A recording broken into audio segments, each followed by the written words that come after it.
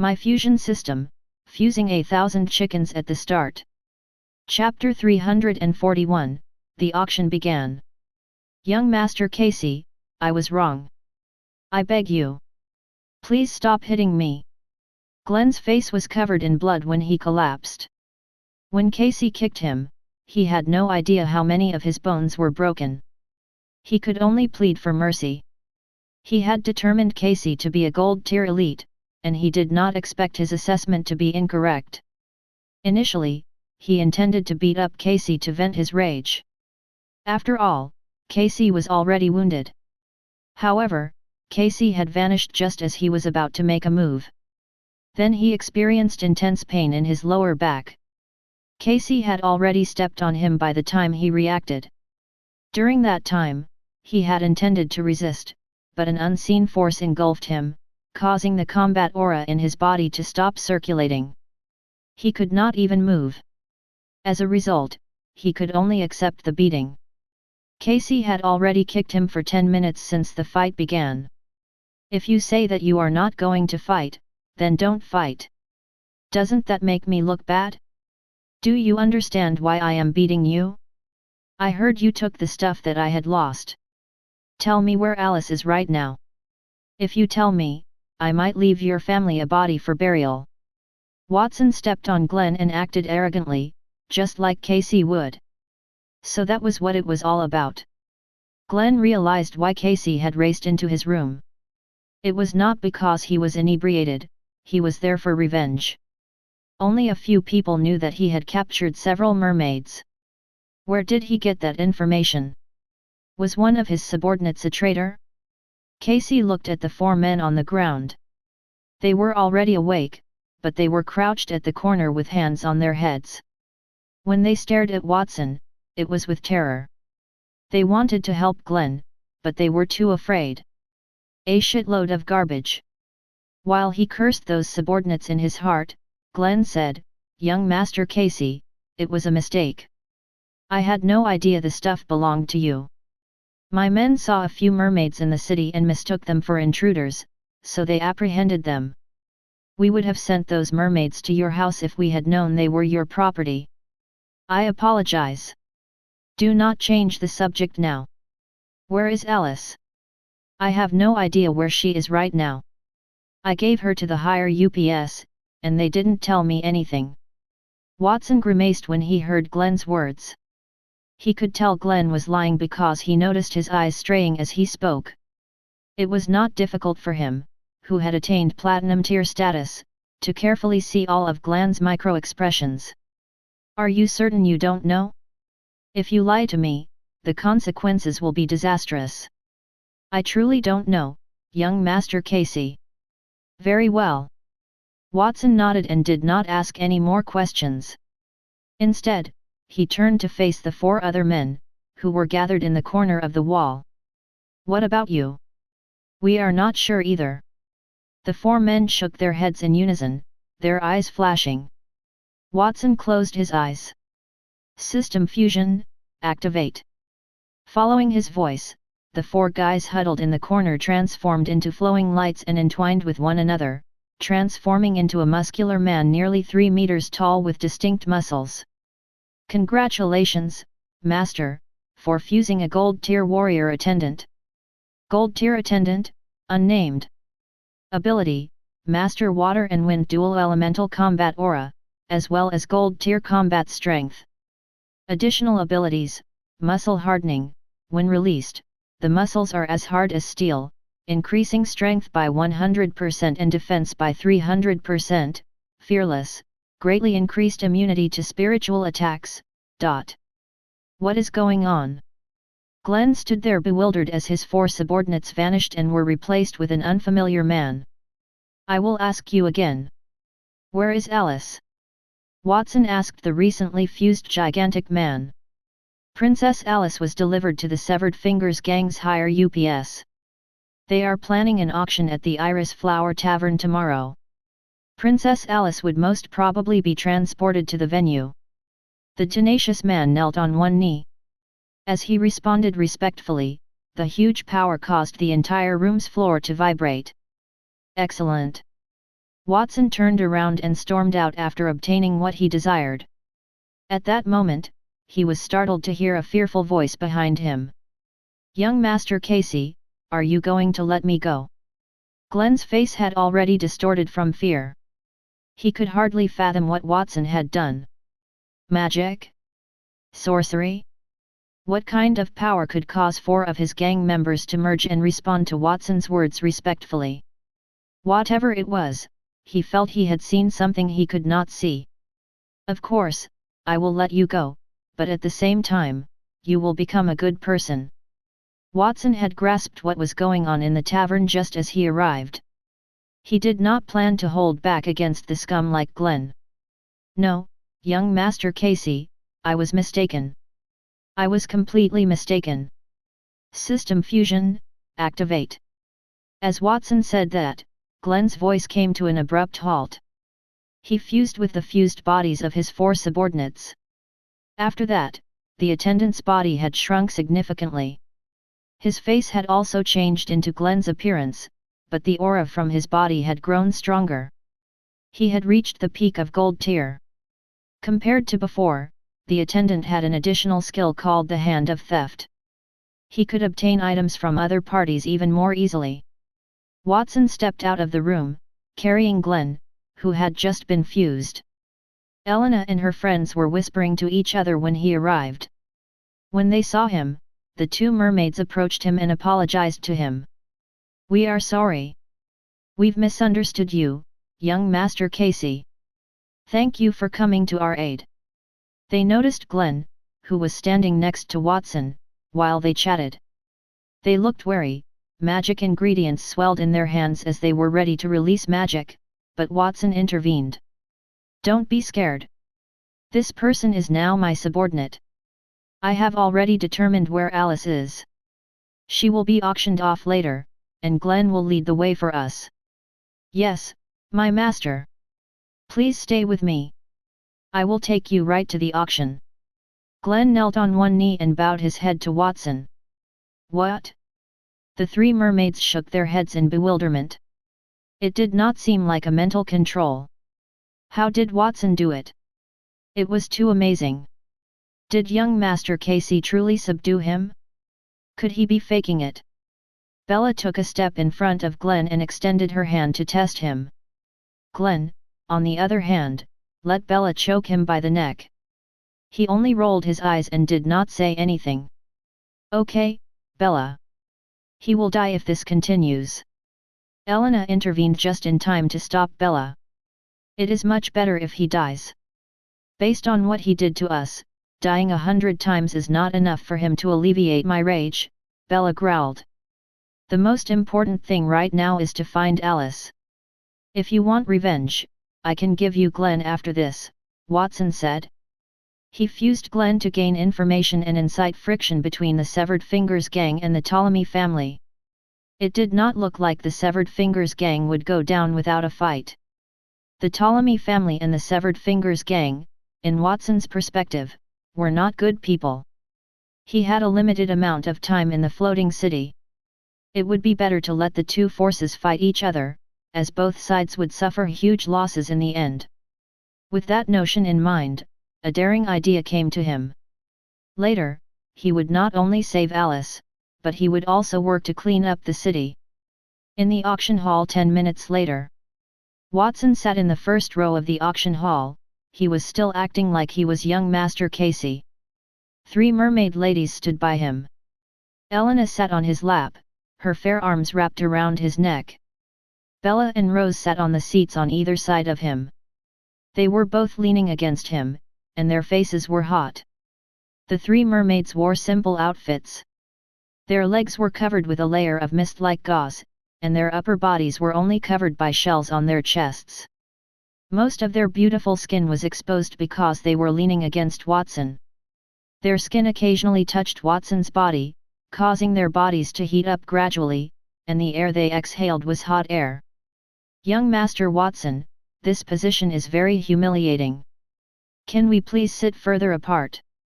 Bella lowered her voice and murmured into Watson's ear, feeling the envious and jealous gazes from all directions. "I am sorry, Please bear with me for the time being. I am not at ease in this role, either, but I am playing Casey. Others will be suspicious of me if I don't do that. He got to hug two women from left and right, and he got Glenn to clear the seats on that floor so no one would sit next to him. It was to expose Cassie's pride and tyranny. That's young Master Casey, right? He has occupied the entire first row by himself. He's too overbearing. Does he really think that his family owns the Crystal Palace? Well, they do own the Crystal Palace. After all, the Ptolemy family is the largest force in the floating city. Even though the Crystal Palace has the Ptolemy family, Severed Fingers Gang, and other forces' strongholds, the Ptolemy family still has the majority. A faint voice from the back row entered Watson's ears and made him sigh in relief. It seemed that his acting skills were quite good. He did not notice that Elena, who was in his arms, had been watching him since the beginning. Her beautiful eyes glistened with tears. It was highly unpleasant for Elena to be in the arms of a human, especially Casey, who had once kidnapped her. She did not, however, experience any dislike at that moment. Instead, she had wished for more time. The marine race was not like humans. They had more females than males in their tribe. One could say that the social organization of the sea folks was primarily female. As a result, many of them were unable to find a partner. Some of the sailors had misheard the lyrics and believed they had fallen in love with the mermaid. That was the origin of the mermaid's fairy tale. However, even though the young man sitting with Elena was a human, he was different from the average human. He clearly had greater power, but he was not arrogant or impatient, he was kind. If she could become a partner with such a human, perhaps it would not be a hateful thing. Elena shook her head, her face had reddened. Then, she scolded herself in her heart. Elena, you're still not sure if Alice is safe, but you are actually thinking about nonsense here. You really have no shame. Even so, she still looked at Watson's focused eyes and subconsciously tightened her arms. That young man always appeared at the critical moment when she was in danger. He had helped her so much, but she did not know how to repay him. Perhaps she could only repay him with her body. She thought of that out of gratitude. She must have felt thankful for him, that was probably what she was feeling. Elena was still daydreaming when the MC suddenly spoke, interrupting her thoughts. Distinguished guests, sorry to have kept you waiting. The auction will begin immediately. Chapter 342, The Cursed Painting and the Undead Calamity. When Watson turned to face the auctioneer, he saw a man in a black clown mask and a tuxedo standing in front of him. A scarlet curtain draped the stage behind the man. It was unknown what was placed on the stage. I am an auctioneer from the Crystal Palace Auction House. You can call me Mr. K. There should be quite a number of people here who know me. I know that everyone is impatient about the upcoming auction, so I won't waste your time. Now, let's introduce the first item in our auction house. This is a product from the Tudor dynasty about 1,200 years ago. It's called the Undead Calamity. As the auctioneer's voice boomed, everyone's emotions were quickly roused. Other than Watson, there were also quite a number of wealthy people who were dressed luxuriously. Many of them were wearing masks. They did not want others to know their true identities. Many young and beautiful women stood next to them. Those women did not look inferior to the high-quality slaves who were easily sold for thousands of gold coins. Most of them were not with the noblemen. Instead, they were the auction house's handmaidens. They were scantily clothed, and their eyes were flirtatious. They were very good at arousing men's desires.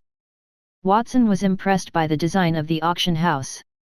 First, the auctioneer would stimulate the audience's emotions, and then those beautiful women would arouse men's desire to express themselves. The price of the items would increase by multiple folds. While he was lamenting, two equally beautiful maids dressed in revealing clothes walked out from the red curtain on the stage because of the auctioneer's words. The two maids were holding a crystal tray in their hands. On top of the tray was a cage made of anti-magic materials. Inside the cage was a thundercloud the size of a human head that was constantly moving. On stage, two similarly stunning maids emerged behind the crimson curtain while he was lamenting the auctioneer's remarks. They held a crystal tray in their hands. A cage built of anti-magic materials sat atop the tray. Inside the cage was a moving thundercloud about the size of a human head. It was a black thundercloud, and it had black lightning flashed continuously in it. Skull-shaped human heads emerged from the depths of the thundercloud. Sometimes, they dissipated, and sometimes, they condensed into terrifying monsters. Gold tier special item, Undead Calamity. Effect, formed from the undead, it can evolve continuously. The more undead it absorbs, the stronger its effect. Undead Summon, release the souls of the dead to fight the enemy. Soul Capture, can forcefully absorb the souls of others, weakening the effect on gold tier elites and above. And Death Curse, cast a curse on a specific group of people, causing them to die within 3 days. Additional effects, Black Goat's Egg, allows all the undead within the Undead Calamity to devour each other, leaving only the strongest one. The remaining undead will evolve into the legendary Black Goat, gaining the strength of Platinum tier for a short period. This is a gold tier item. As the Tudor dynasty was too long ago, its historical records are difficult to verify. The appraiser has not thoroughly researched its effects, but its initial ability is very powerful. This item can devour the undead and release the undead to protect its owner. Possessing this item is equivalent to having an invisible army. Distinguished guests, you are all famous people in the bloating city. Nothing is more important than your safety. If your enemies ambush you, or if all of your guards die while you are out hunting, releasing the Undead Calamity will undoubtedly save you from danger. The price of this item starts at 1,000 gold coins. The price of each bid must not be less than 100 gold coins. Everyone, you may begin. The auctioneer's remarks were certainly provocative. Someone on stage immediately began bidding when he finished speaking. 1,000 gold coins. I bid 1,200 gold coins. 2,000 gold coins. The gorgeous waitresses that accompanied those wealthy people began to speak after their bids were accepted. Wow, that man bids 3,000 gold coins. He must be extremely well off, one said. The man over there offered 5,000 gold coins. He is not just wealthy, but he is also a hottie. I would gladly switch places with the girl next to him if I could, another said. Those words inadvertently stoked the egos of the wealthy people near them. Those words unintentionally stimulated the pride of the rich people nearby. What did she mean by the boss in the distance was rich and handsome? Were they not all handsome? Even if their physical appearance were a little lacking, they had no qualms about sharing their money with others. They would be humiliated if they allowed the gorgeous women sitting next to them to switch seats for the sake of convenience. Under those circumstances, the price of the Undead Calamity quickly climbed to 10,000 gold coins. The cost soared by a factor of 10, and the increase was unabated. I bid 50,000 gold coins. I want that Undead Calamity. At that moment, a voice came from the front row of the auction hall, causing the entire place to fall into silence. The new bid of 50,000 gold coins was 50 times the starting price. Who had made such a high bid? Everyone else had raised the price by a few hundred gold coins, and some had raised the price by a few thousand gold coins. Yet, that person had raised the price by tens of thousands of gold coins in one go. Was it because his family had too much money, or did that person understand the Undead Calamity's real purpose and knew that item's worth? The entire audience's attention was drawn to a young man sitting in the first row, where uncertainties abounded. That young man had golden brown hair and was dressed in a sumptuous royal blue robe, but he had kept to himself. One might not think that he was a nobleman because of the bandages on his arms and the scars on his face. Isn't that the Ptolemy family's second young master? Many folks breathed a sigh of relief when they saw the bidder. It appeared that he was only looking to buy items out of interest and not because he was aware of its effect.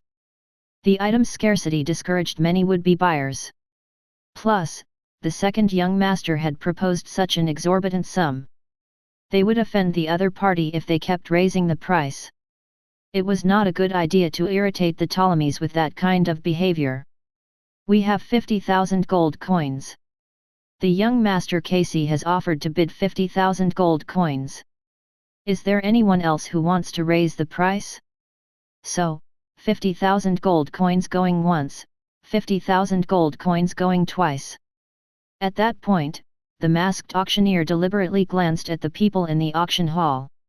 He knew that no one would want to raise the price anymore. He picked up a wooden mallet on the table in front of him and knocked it. Yes, sold for 50,000 gold. This item shall belong to young Master Casey.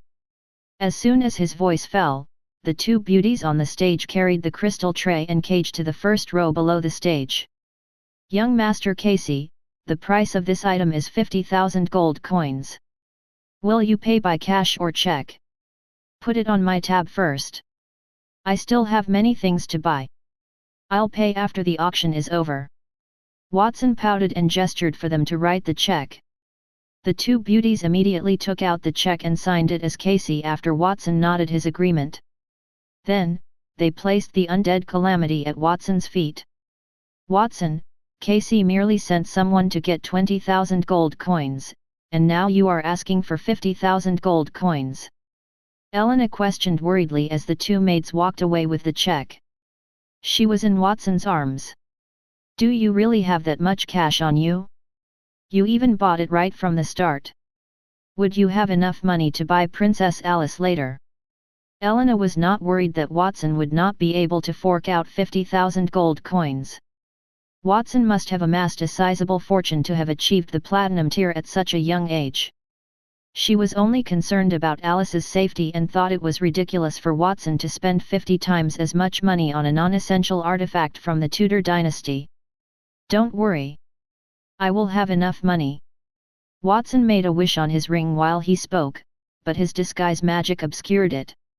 He had made a few wishes that day, but it was still not enough. If one had 30 chances to make a wish, one could multiply the 20,000 gold coins an infinite number of times. Furthermore, it is not a loss to spend 50,000 gold coins to buy that undead Calamity because that item can unleash the power of platinum tier for a short period. Even though there is only one chance, I will be able to change that problem with just a little bit of fusion. Watson did not say what was in his heart. He had an advantage over the other people because he could view all of the item's details in the system and use fusion to boost its quality. He no longer cared about money. He wished he had some of those enchanted stuff instead. Instead of auctioning off a few things to demonstrate his wealth, he wanted to buy everything at the auction to match Casey's character. It was a gold tier item anyway. He had no idea what was in store for him after that.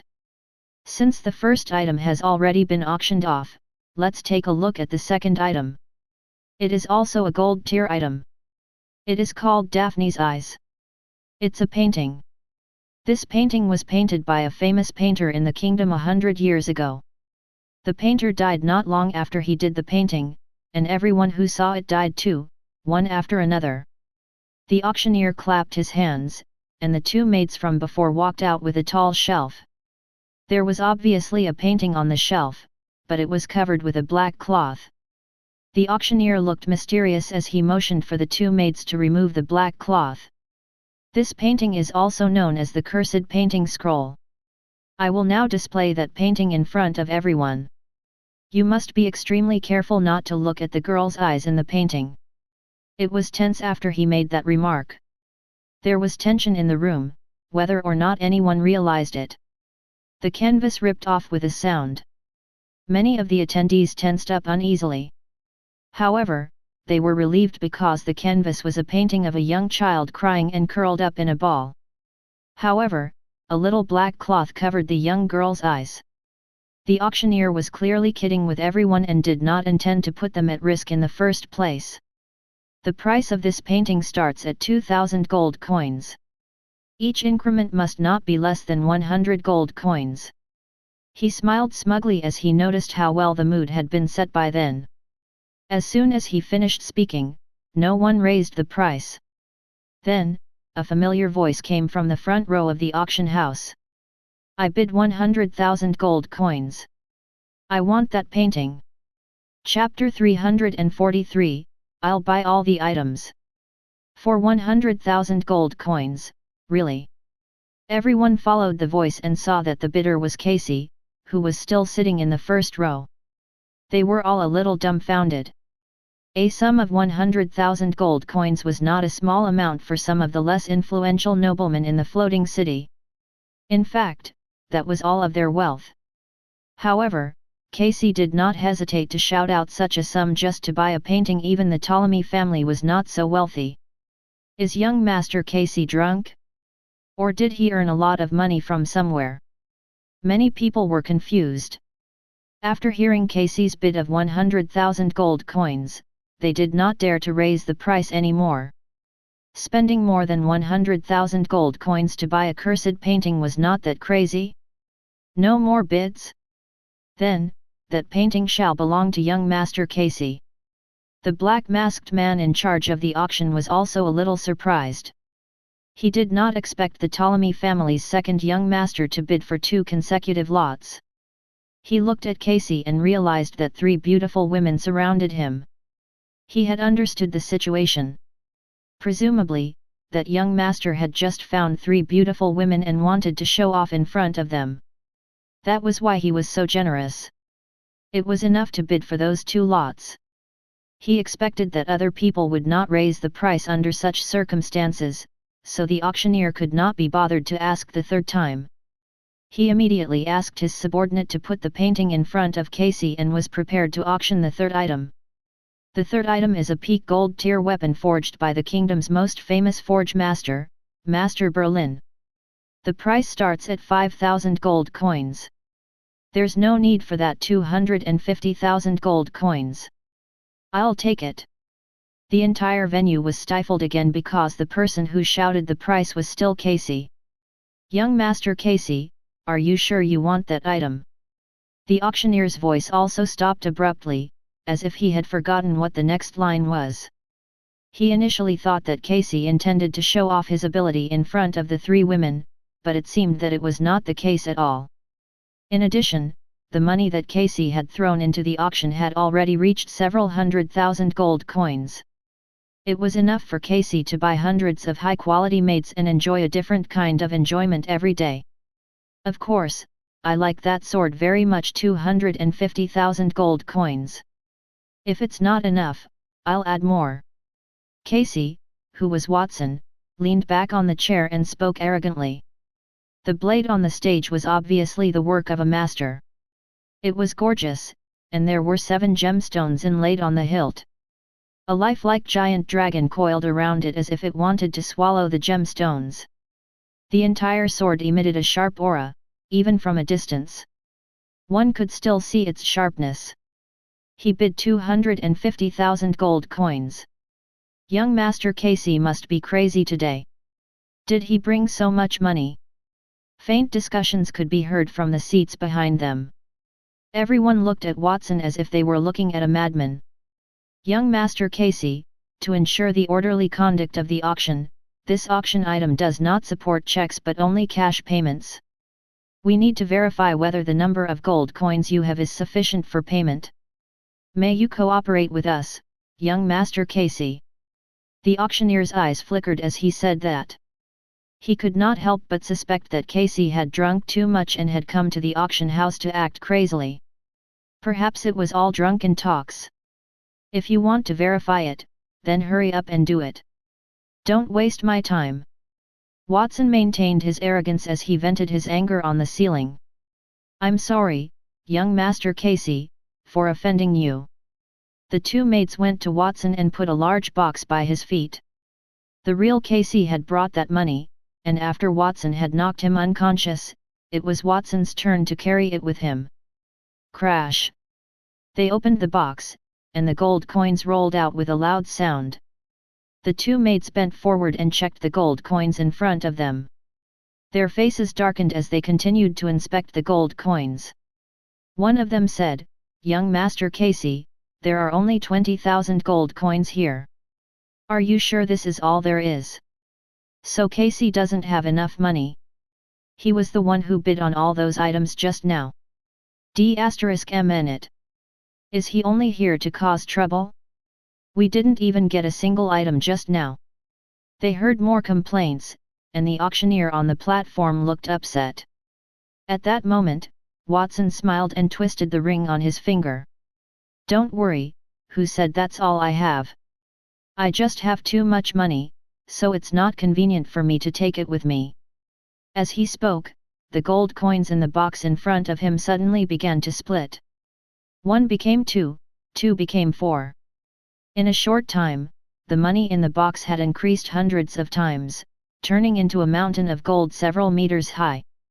The 2 maids were almost buried in it. "What's going on?" Everyone was dumbfounded. When the 2 maids finally climbed out of the pile of gold with great difficulty, the crowd snapped back to their senses. They looked at Watson in disbelief. Did Watson steal the Ptolemy family's money? There are 5 million gold coins here. Is it enough to buy those few items?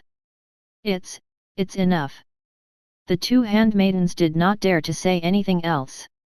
"Do you still want to continue checking?" "There's no need, young Master Casey. Please wait a moment. We will immediately pack up and send the 3rd item over for you." What a joke! It was like a mountain of gold. Why would they still check? It was a little exaggerated to say that those gold coins could buy the entire auction house. However, it would not be a problem to buy most of the items in the auction house. Even Elena, Bella, and Rose also gasped. It was as if they had just met Watson for the first time. If it were not for the fact that they had to cooperate with Watson to disguise themselves, they really wanted to dive into the mountain of gold and enjoy the taste of rolling in gold. That might be the only chance for them to experience it in their entire lives. Ahem, the 4th item is up for sale. That item is a gold tier advanced magic source potion. After drinking it, one's magic can be replenished tenfold in a day. The price starts at 10,000 gold coins. Each increment must not be less than 500 gold coins. I bid 500,000 gold coins. Watson spoke almost at the same time as the auctioneer. Again. Is there no end to this? Is Casey planning to buy all the items at the auction? What's the point of us participating in this? Many people in the auction hall looked furious. They stood up abruptly, glanced at the pile of gold in front of Watson, and sat back down. In terms of power, they definitely could not compare to the Ptolemy family, and in terms of wealth, they could not compare to Watson, who had brought a pile of gold. They were suffering. "Everyone, please don't get excited. I plan to offer 50 times the price of each item. If you want to raise the price, I'll see if I'll continue with the bid. As you can see, I have 5 million gold coins now. Even if it's an average of 200,000 to 300,000 gold coins per item, I can still buy dozens of items. In other words, I will buy all the items here." Watson slowly stood up and looked around. He was covered in bruises and looked very comical, but no one dared to laugh. Instead, they felt a sense of pride. Was he the same Ptolemy family's second young master? Many people have that thought in their hearts. At that moment, Casey did not look like a good-for-nothing young master. Instead, he looked like a person who had enjoyed a high status for a while. "I want to ask everyone, are you not satisfied with how I do things?" No one responded. Even if they were dissatisfied, they would not say it out loud. It was as if he could see through their thoughts. Watson said, "Of course, it's a little too overbearing to buy the entire place by myself. I plan to give everyone some compensation. If you want to sell the slaves you bought in the Crystal Palace or the slaves you already have in the family, you can come to me. I will also pay 50 times the price. I am happy today. I want to buy out the entire place, and I will pay for whatever you spend here in the Crystal Palace." I hope you can consider it. 50 times the price. If those rich people could sell a few handmaidens, the price difference would allow them to earn a lot of gold coins. Not only would it offset their spending there, but it would also allow them to make a lot of money. For a moment, most of them were tempted. Young Master Casey, do you mean what you said? When have I ever lied? If that's the case, young Master Casey, the two women beside me are the slaves I just bought from the Iris Flower Tavern. Their original price is 1,000 gold coins. I will sell them to you. A well-dressed noble came in front of Watson. He was holding a chain in his hand, which was tied around the necks of the two female elves. It caused a mark to appear on their snow-white necks.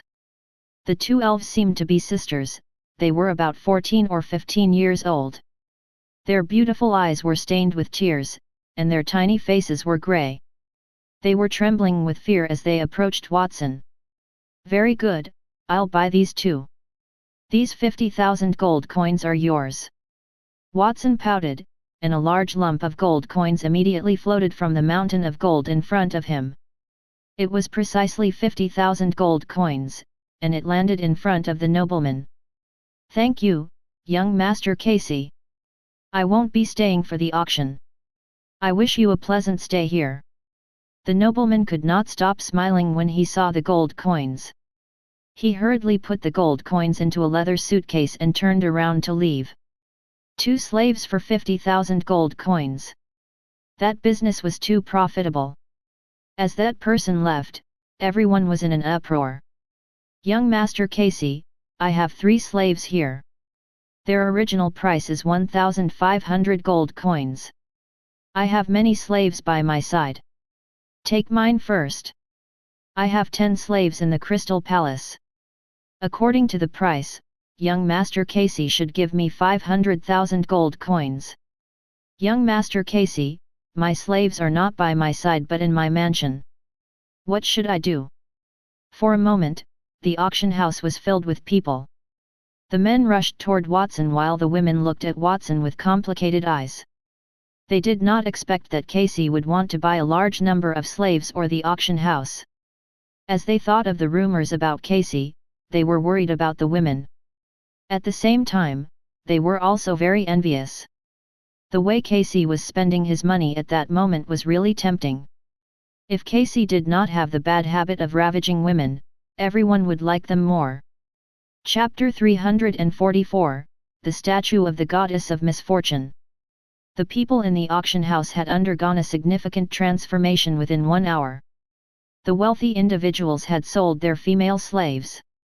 Even though the chains from the female slaves' wrists and ankles had been removed, none dared to flee. They only cast a wary eye on Watson, who was sitting in the first row. At that moment, besides Elena and the other 2 women, Watson was surrounded by many auction staff. Most of the other wealthy men had left. They knew that they could not buy anything else even though they were eager to spend some money. So, the staff could only accompany Watson. Consequently, Watson had become the auction firm's sole luminary. There were a large number of attractive women all around him. Those few remaining noblemen seemed envious after seeing that spectacle. They were curious about the auction items and what was missing. They would not leave until they had seen them all. Watson only had a small amount of the gold in his hands as he had bought many slaves. He was down to a few 100,000 gold coins out of the original 5 million. He might not be able to afford all of the subsequent purchases. They still had a chance. Watson, why did you spend so much money to buy those slaves? Elena's face was flushed with confusion as she watched Watson's bank account balance decline once more. She was not a fool if she could become Alice's guard. She could guess what was in Watson's mind. He purchased those slaves to save them and to drive those wealthy men away. To save one is to save all, and to save a group is to save all. I intend to do all in my power to free all the slaves in the Crystal Palace. When Watson finally spoke up, it was in a low, hushed voice. It was as expected. Elena's expression seemed more complicated. She wanted Watson to only focus on Alice and only to save Alice. However, she knew that it was selfish, and Watson would not agree to it. She was safe because Watson was a selfless person. Otherwise, she would have been abused by the Severed Fingers gang, and she would be living a life worse than death. While Elena was lamenting, the auctioneer on the stage also began the auction quickly. The original price of this item is 1,000 gold coins. Young Master Casey has given us a price of 50,000 gold coins. Is there any higher price? If there isn't, young Master Casey will get it. And the auction item, well, forget it. I might as well bring the remaining less than 10 auction items up here. You guys can look at the bids.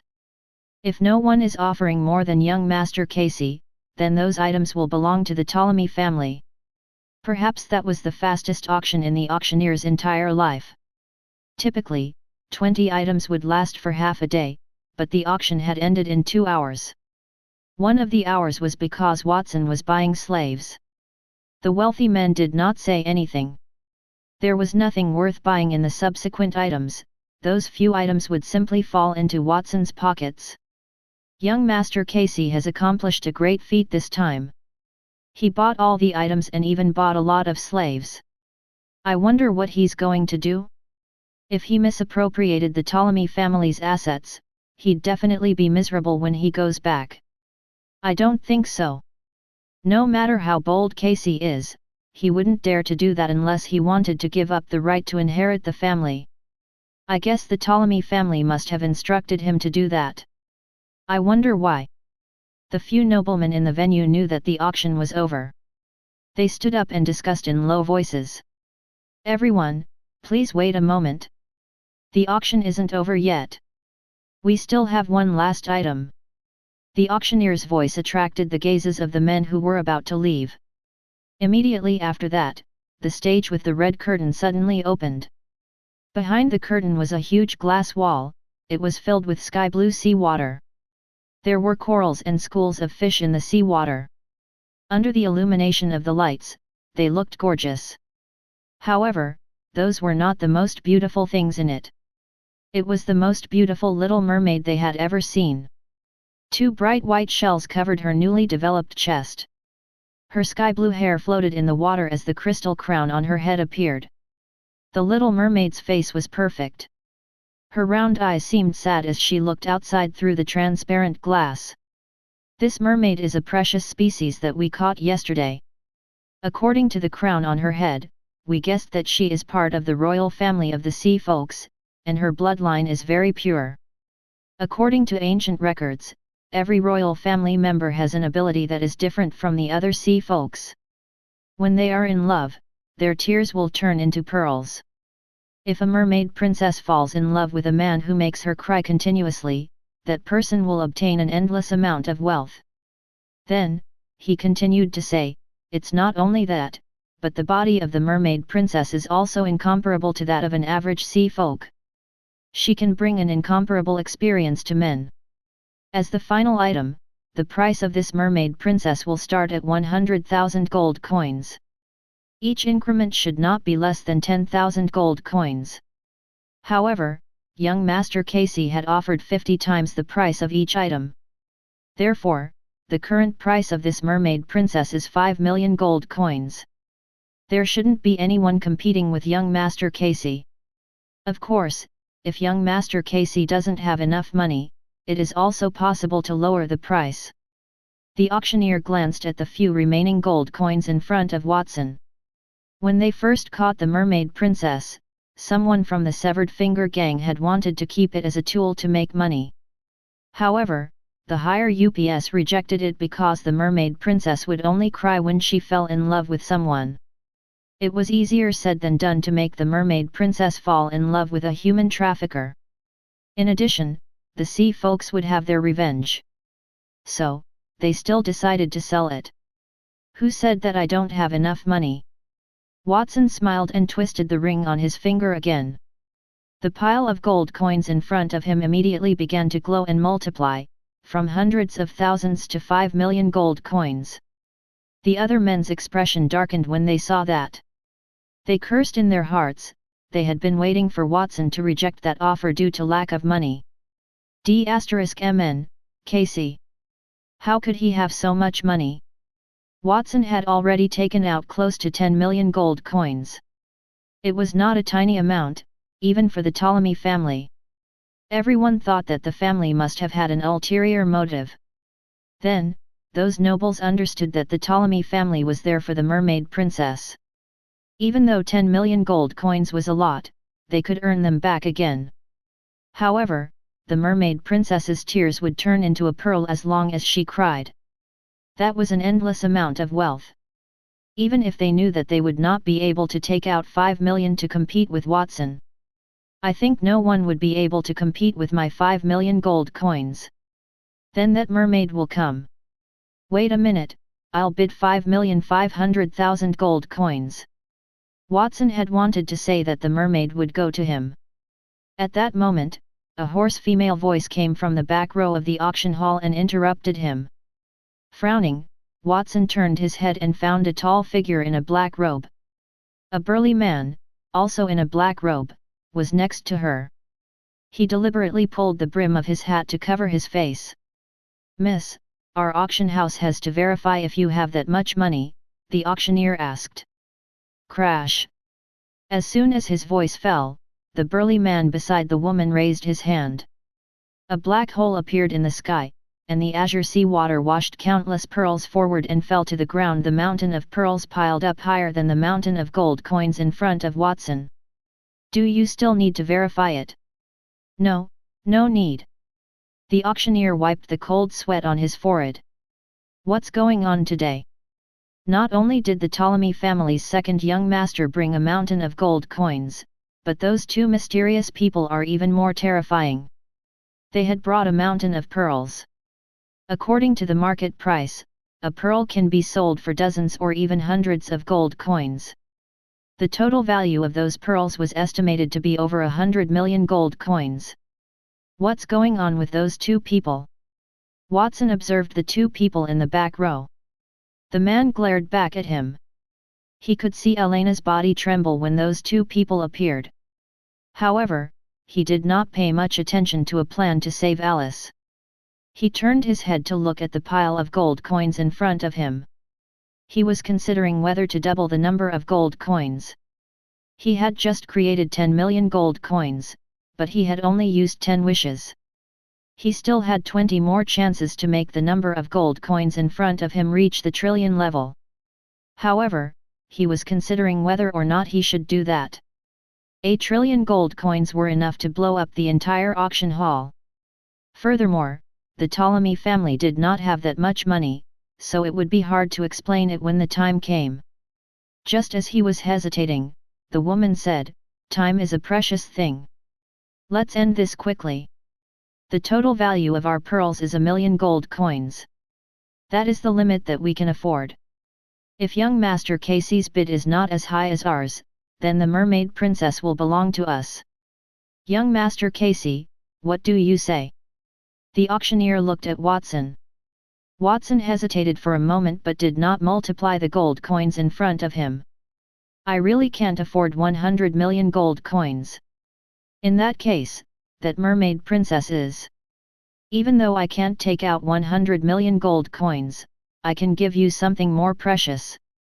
Watson stood up and opened his right hand toward the 20 gold or peak gold tier items that he had just bought. "System fusion, activate." "Congratulations, Master, you have fused 20 gold tier items successfully.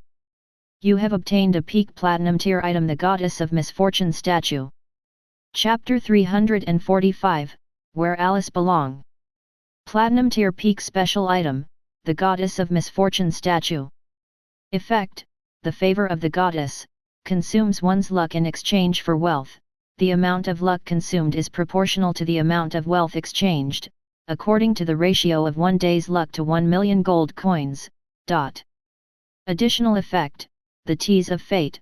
After luck is consumed, the host will be possessed by bad luck until their death, after which the amount of wealth exchanged will be invalid. As the fusion activated, a pitch-black sculpture that was several meters tall immediately appeared in front of Watson. The statue was a half-naked woman.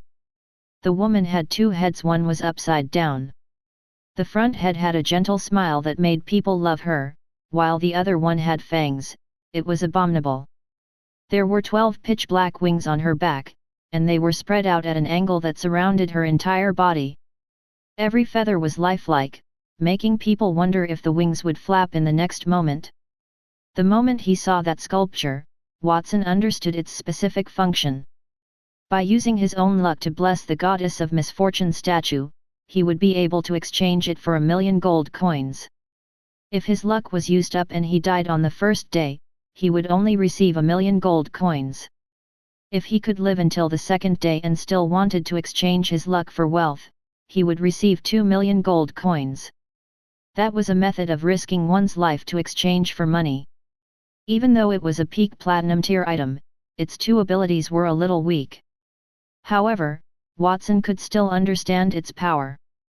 There was no limit to the number of people that could use that method. As long as he could find random homeless people who did not care about their lives, it would be easy to obtain hundreds of millions of gold coins a day if the population was large enough. After all, the items bought at that auction are the Undead Calamity and the Cursed Painting. It's not strange if I were to fuse them. Watson sighed in his heart. If he did not have to save Alice, he would have wanted to leave the statue on Mount Creation. The statue had almost no side effects for him. After all, the angels on the Mount of Creation would not die. At most, they would be a little unlucky. For example, he would choke to death while drinking water or slip and hit his head on a sharp object while walking. Using his luck to exchange for immeasurable wealth was a good deal, no matter how one thought about it. Young Master Casey. The auctioneer on stage was not the only one at a loss as to the statue Watson had created. It looked like a statue. According to Watson, that statue was worth more than 100,000,000 gold coins. However, they could not tell what was special about that statue other than the ominous and mysterious aura it exuded. That statue is called the Goddess of Misfortune statue.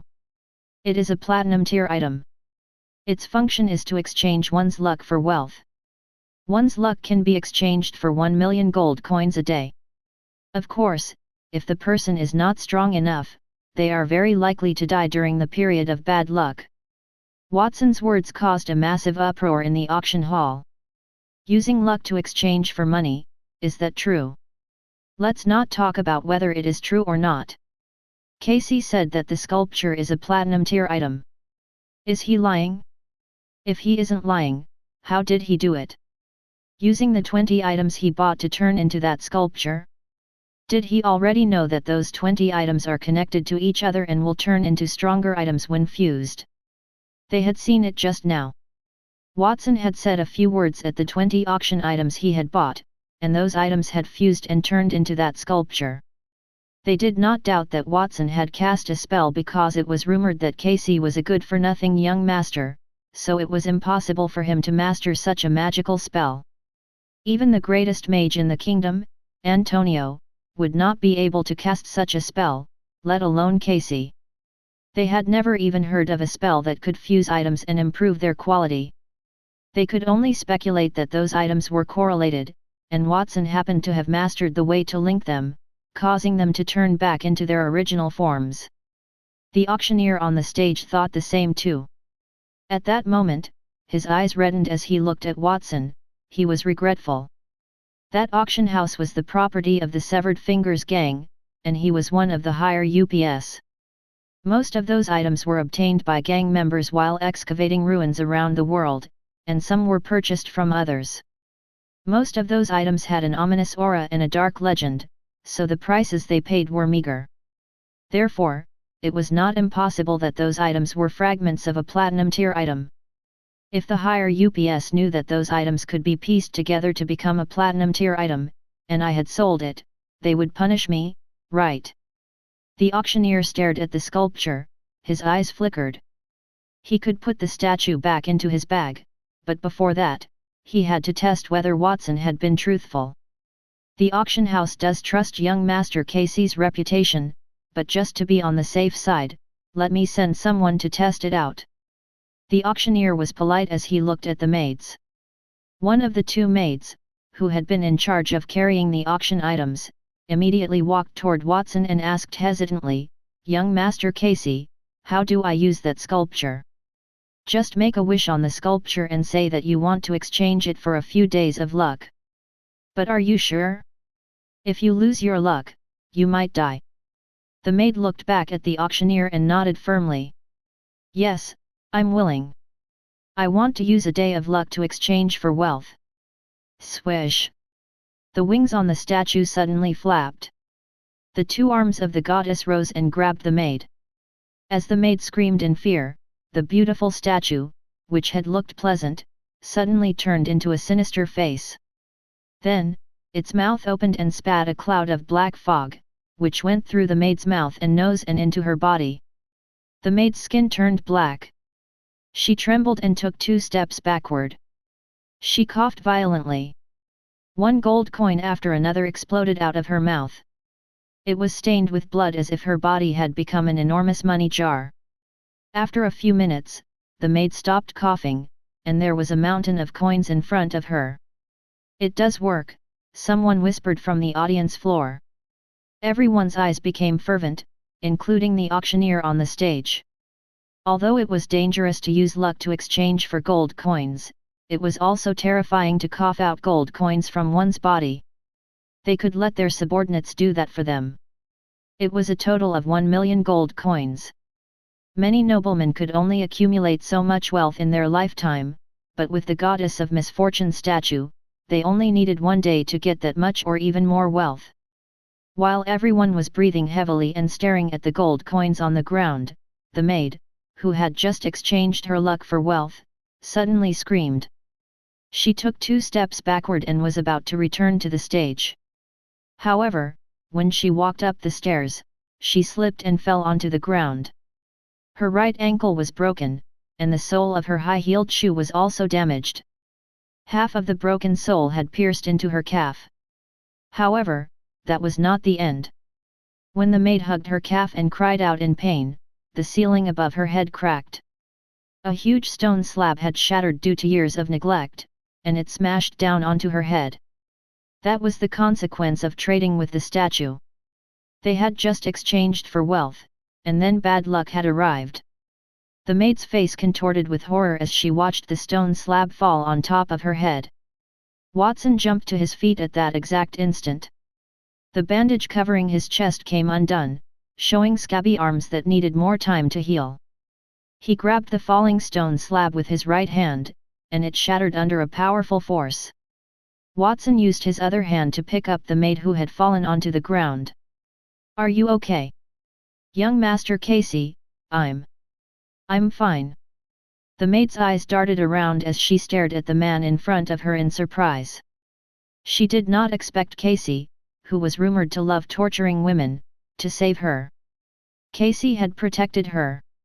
The maid's pulse raced as she noticed the concern in his eyes. Perhaps the rumors were wrong. Maybe young Master Casey was not a useless person. He might be powerful, wealthy, mysterious, and considerate as he was that day.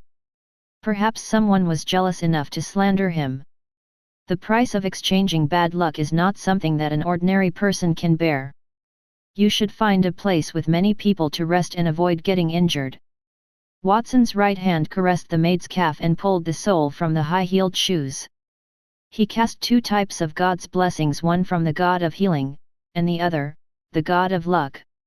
The former would help the maid recover quickly, while the latter could resist the back luck effect to a certain extent. Although the maid would still be unlucky, she would not die. Then, Watson used his teeth to wrap the torn bandage around his arm again and sat back down. The maid looked at her clean calves and thought of the way Watson had touched her just now. She lowered her head and bowed to him with a blush. She walked back quietly. "The value of the sculpture has been proven. I wonder if this item can be exchanged for the mermaid princess." Watson stared at the auctioneer on the stage. "There is no doubt that that sculpture can be exchanged for the mermaid princess, but don't worry, young Master Casey. I want to ask the young lady who offered 100 million gold coins, are you willing to offer a higher price?" The auctioneer smiled and looked into the distance. He was sure that sculpture would fetch the highest price, one could get gold from the statue indefinitely. It was a priceless treasure, so nothing could surpass it. However, he still looked forward to the two mysteriously cloaked persons to give him a surprise. It's true that that statue can exchange luck for wealth, but it will bring bad luck. Who knows what other side effects it will have? What makes that statue more valuable than our pearls? Think about it carefully. Furthermore, that statue might have a time limit. Perhaps, after using it for a few times, we won't be able to be used. The cloaked man's voice became anxious as he tried his best to explain. Before he could finish his words, he was interrupted by the auctioneer. None of that is important. Can you offer a higher price? First of all, Casey was the Ptolemy family's second young master, so the probability of him lying was pretty low. Secondly, the Casey family was in a floating city. If anything happened to the statue, they could just go and question them. They would not need to panic at all. On the contrary, those two mysterious people were hiding their faces for some unknown reason. We've lost the auction. Let's go. The woman hiding under the cloak looked at Watson and sighed. She waved her hand and put pearls back into her bag. Then, she turned around and walked out of the hall. Her male companion was reluctant to leave. He stared at Watson for a long time before he snorted coldly, then he left.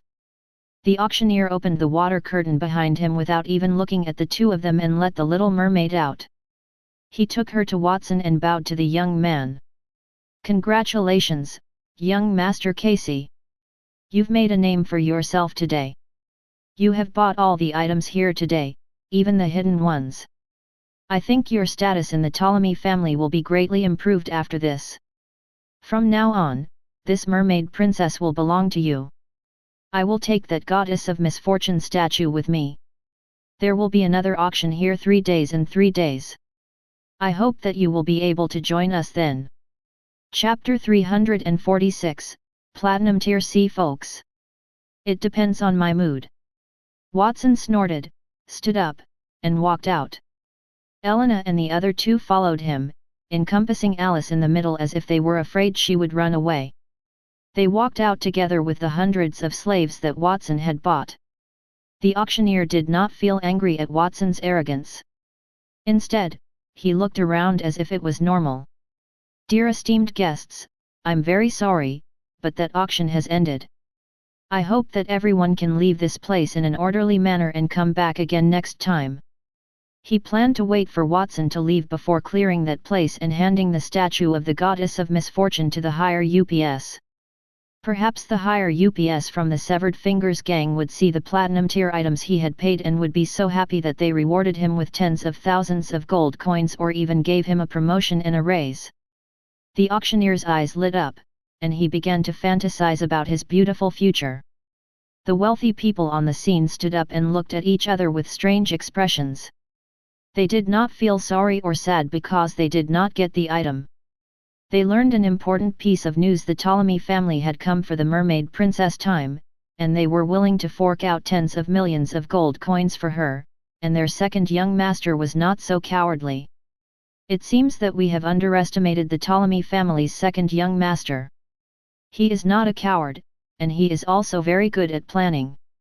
His strength is not weak either. At the very least, he is not an ordinary person who can conjure gold coins out of thin air. He must be a powerful mage. Previously, everyone in the floating city felt that the eldest young master would inherit the Ptolemy family. Therefore, many people turned to Mike, and many of them were my friends. Now it seems like Casey is just hiding his true self. I want to tell my friends about this so that they can choose their side carefully. The Ptolemy family did not hand over such an important matter to the eldest young master, Mike.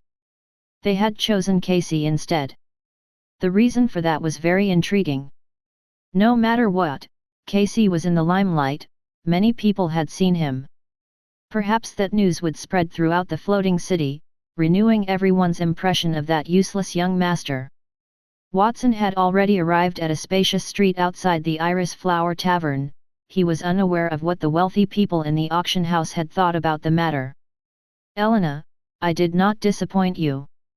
I helped you rescue Alice. Now you are free to go. Thank you, young Master Casey. Elena and the other two thanked him excitedly. If it were not for the people coming and going, they would have knelt and bowed to Watson. If it were not for Watson, they would not have been able to save Alice. That was their first reaction after entering the auction house. In terms of wealth, they were inferior to the rich people there. In terms of strength, they would not have been able to rescue Alice out in front of everyone.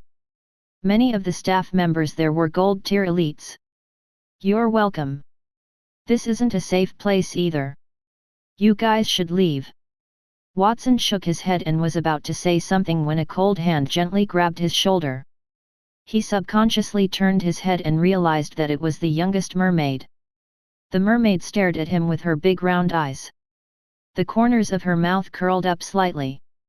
Brother Watson, thank you for everything you've done for me. This is the second time you've saved me. You know who I am. Watson was a little stunned. Yes, when I was locked in the fish tank and transported to the stage, I heard your voice and knew that you were here.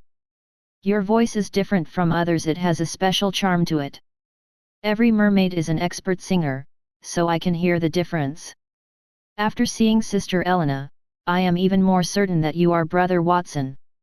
The sea folks generally hated humans, especially Elena and the others. The humans had captured and sold their people, their hatred toward humans was deep-rooted. It was impossible for them to travel with a stranger, let alone a human who had captured them before. Alice, I did not expect you to be so smart. I had no choice but to look like that. I hope you won't tell anyone. Watson gave her a silent look, and Alice immediately understood. She tightened her grip on his shoulder, and the smile on her face became even sweeter. Young Master Casey, what do you plan to do with those slaves? Elena interrupted the conversation between Alice and Watson, pointing at the group of numb-looking slaves behind her. If we release them, they will be captured again if they are still in the floating city. We might as well solve the problem now. Elena, please send them away. If any of them are unwilling to live with the sea tribes, send them out of the city. As for where they will go after that, it's up to them. Young Master Casey, are you serious? Elena and the slaves were shocked when they heard Watson's words. As slaves? They had heard of Casey. They had thought that he bought them because he wanted to torture them twice as much to earn back the money he had spent on them. They were still worried about their fate. Unexpectedly, young Master Casey had decided to let them go. When have I ever lied to you? Leave before I change my mind. Watson's expression was calm. He was still Casey, and those slaves were his property. No one would stop them from leaving the city. I understand, young Master Casey. Later, I will ask those people for their opinions. I will see who is willing to leave with us. If they agree, I will bring them to the sea so that they will not be harmed by humans again. Elena glanced at the slaves with a pitying gaze. After being a slave for so long, they were touched when they heard that someone had allowed them to be free. How hateful were those people who imprisoned those girls? Speaking of the sea, young Master Casey, the two people who were bidding against you at the auction, they are. Whoosh! Before Elena could finish her words, a piercing sound rang out. Then, a sky-blue arrow condensed from water elements flew out from the air and flew straight toward Watson's chest. The arrow had yet to touch his body when the powerful force created a ravine on the ground, causing gravel to fly everywhere. Watson frowned and stomped his feet. Immediately, a fire elemental law domain appeared beneath his feet.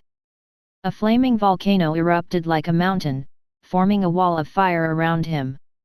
The wall of fire and the water arrow collided, cancelling each other until only a wisp of white smoke remained. Who is so bold to attack the Crystal Palace? The passers-by screamed as they fled. As they ran, they looked around them angrily. The Crystal Palace had a rule about grudges: they were not allowed to attack there. Otherwise, they would face the combined pursuit of the Ptolemy family and the Severed Fingers gang. The Crystal Palace was a place for entertainment and was also the primary source of funds for the various factions. They knew that a stable environment was more conducive to development. While everyone was searching, the attacker soon revealed himself. It was a burly man in a black robe. He was holding a longbow made of water, and the bowstring was still trembling. Obviously, he was the one who shot that arrow. A law domain? I can't believe it. So many people had criticized the Ptolemy family. They said that the second young master was not even an Iron Tier elite. Yet, he is actually a Platinum Tier warrior. The burly man spoke with great interest. 3 water arrows appeared in his right hand again, and he placed them on the bowstring. The 3 water arrows shot toward Watson at the same time. The 3 arrows fused in mid-air, turning into a long, thick blue whale that spanned dozens of meters. It raised its head and roared, swinging its tail as it smashed down toward Watson. The houses along the way were relatively close to each other. The roofs were overturned by the blue whale made of water elements. The ground where the whale passed by had collapsed. Waves shot out from the ground, converging into an ocean in mid-air as similar blue whales appeared in the water, one after another. The passers-by on both sides of the road were terrified. Then, they covered their mouths and noses. The anti-gravity force on their clothes rose, and they could not breathe. In just an instant, the ground had turned into an ocean, making people feel as if they were in the middle of a storm in a whirlpool. Platinum Tier secret skill of the Sea Tribe, Sea Spirit's Breath. The man with the bow released a violent aura from his body. It blew the hood off his head, revealing a man with a rugged appearance and blue curly hair. 2 teardrop-shaped gems were hanging on the man's ears, and there were 3 white wave-shaped tattoos on his face. He looked very rough. The most surprising thing was the aura on that man's body. It was the kind of aura that only Platinum Tier elites would have. The space around the man was the most viscous area of the sea. Bubbles rose and twisted. It's the Sea Tribe, he's from a Sea Tribe elite. Some of the people recognized the man and wanted to speak. However, the moment they opened their mouths, a mouthful of seawater poured and stopped their words. With the burly man's feet as the center, the seawater shot out from the ground and spread in all directions. The water was too fast. Initially, the Crystal Palace had used the power from the sea god's trident to form a waterless land. At that moment, because of the burly man, that dry land was like a balloon filled with water.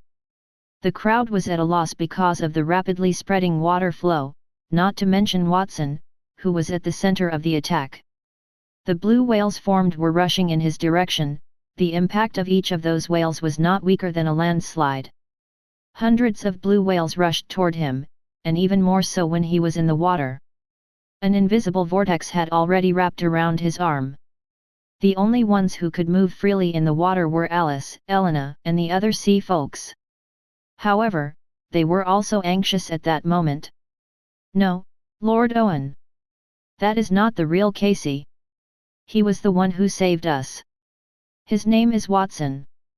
Lana shouted in her native Sea Tribe language. Her voice was transmitted toward the burly man named Owen.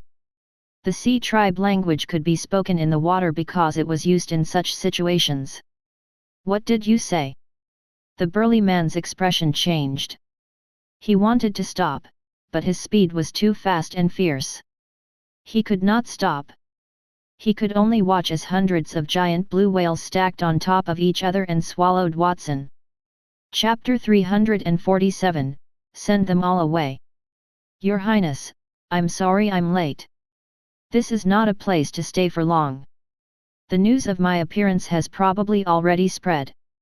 If we stay here for a long time, I'm afraid that there will be human Platinum Tier elites coming to attack us. After seeing Watson swallowed by the blue whale and knowing that there was no saving him, Owen went to Alice and the others. His voice compressed millions of tons of seawater to the extreme and gave it spirituality, allowing it to track its enemies like a fish freely. The water column condensed to a certain degree could already pierce through steel, not to mention the tens of millions of tons of turbulent seawater. The seawater was like a saw that could easily cut off any human body that came into contact with it. At the same time, those overwhelmed by the seawater would have their bodies crushed. Their organs and bones would be pounded into meat paste. The shattered houses and solid walls around them were proof of that. "Brother Owen, why did you attack Brother Watson? Is he all right?" Alice did not respond to Owen's words. Instead, she looked at the place where Watson had disappeared. The water pressure there exploded where hundreds of giant blue whales collided. There was only a white bubble as far as the eye could see, and even though the space had become unstable, black cracks had appeared in the surroundings. Alice bit her lips tightly. She seemed sad, like a doll that had lost its soul. "Your Highness, the Sea Emperor is waiting for us outside the city. If you have anything to say, please wait until we return to the sea. I will personally apologize to you." Owen felt a pang of heartache when he saw her face. As the bravest warrior of the Sea tribe, Alice had been under his care since she was young, just like his daughter. Therefore, after Alice disappeared, his heart was filled with anger. He decided to ignore the risk and went ashore with the Sea Emperor to find Alice. Finally, after only a day, they had killed a few people from the Severed Fingers gang and found out that Alice would be auctioned that day.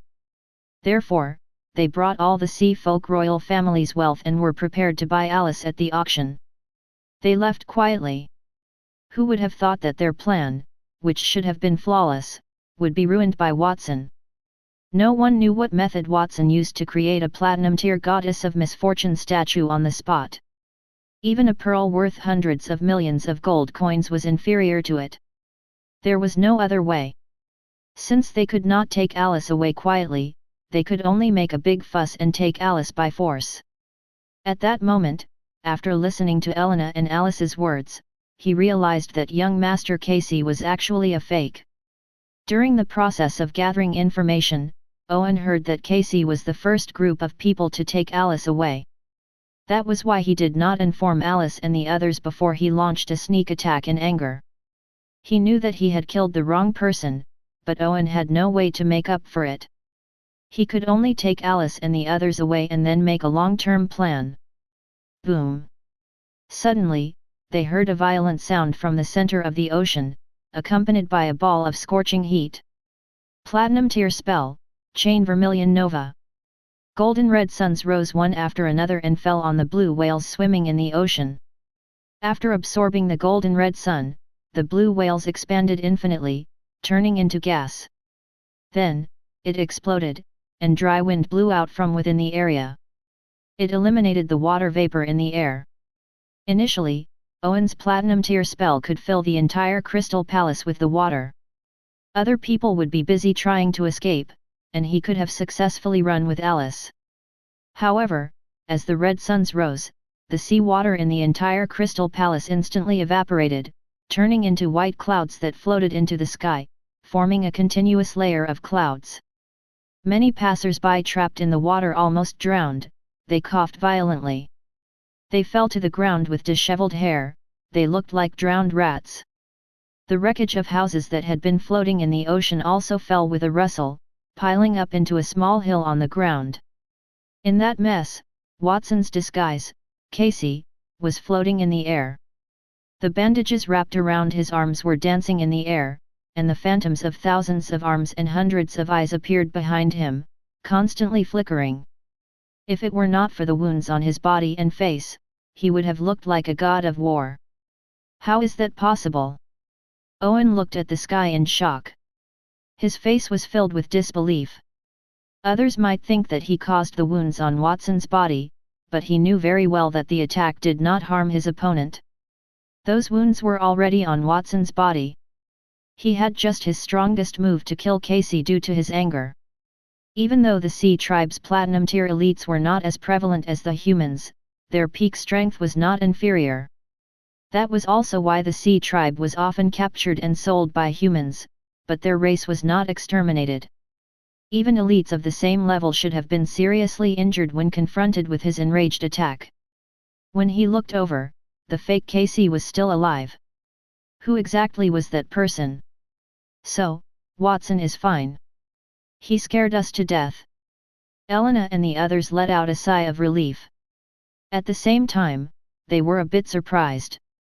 They knew Owen's strength very well. He was considered one of the top platinum tier warriors. Otherwise, Owen would not have dared to come here alone to save them. However, Watson had blocked Owen's attack. That youth's strength had once again exceeded their expectations. It hurts. Watson unfolded his Einherjar body and used the illusory arm that extended out from his back to rub his body. Owen's attack had been terrifying.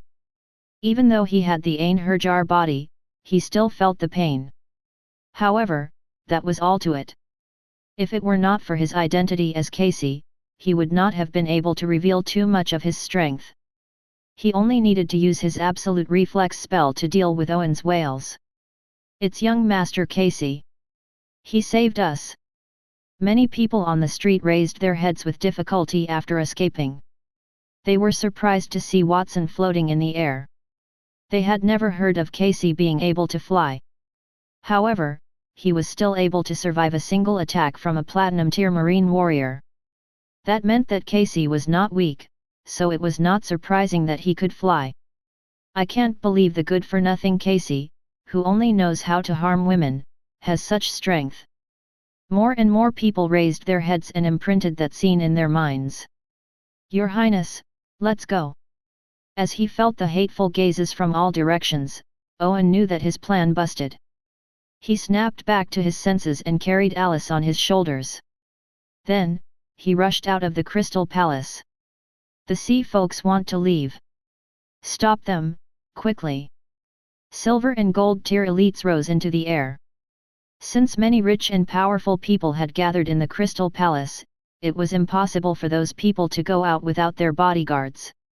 When the entire Crystal Palace was underwater, all the bodyguards did their best to protect their master. They had no time to care about anything else. Then, the seawater had disappeared, and those people did not have the same worries. Thousands of people flew in the sky.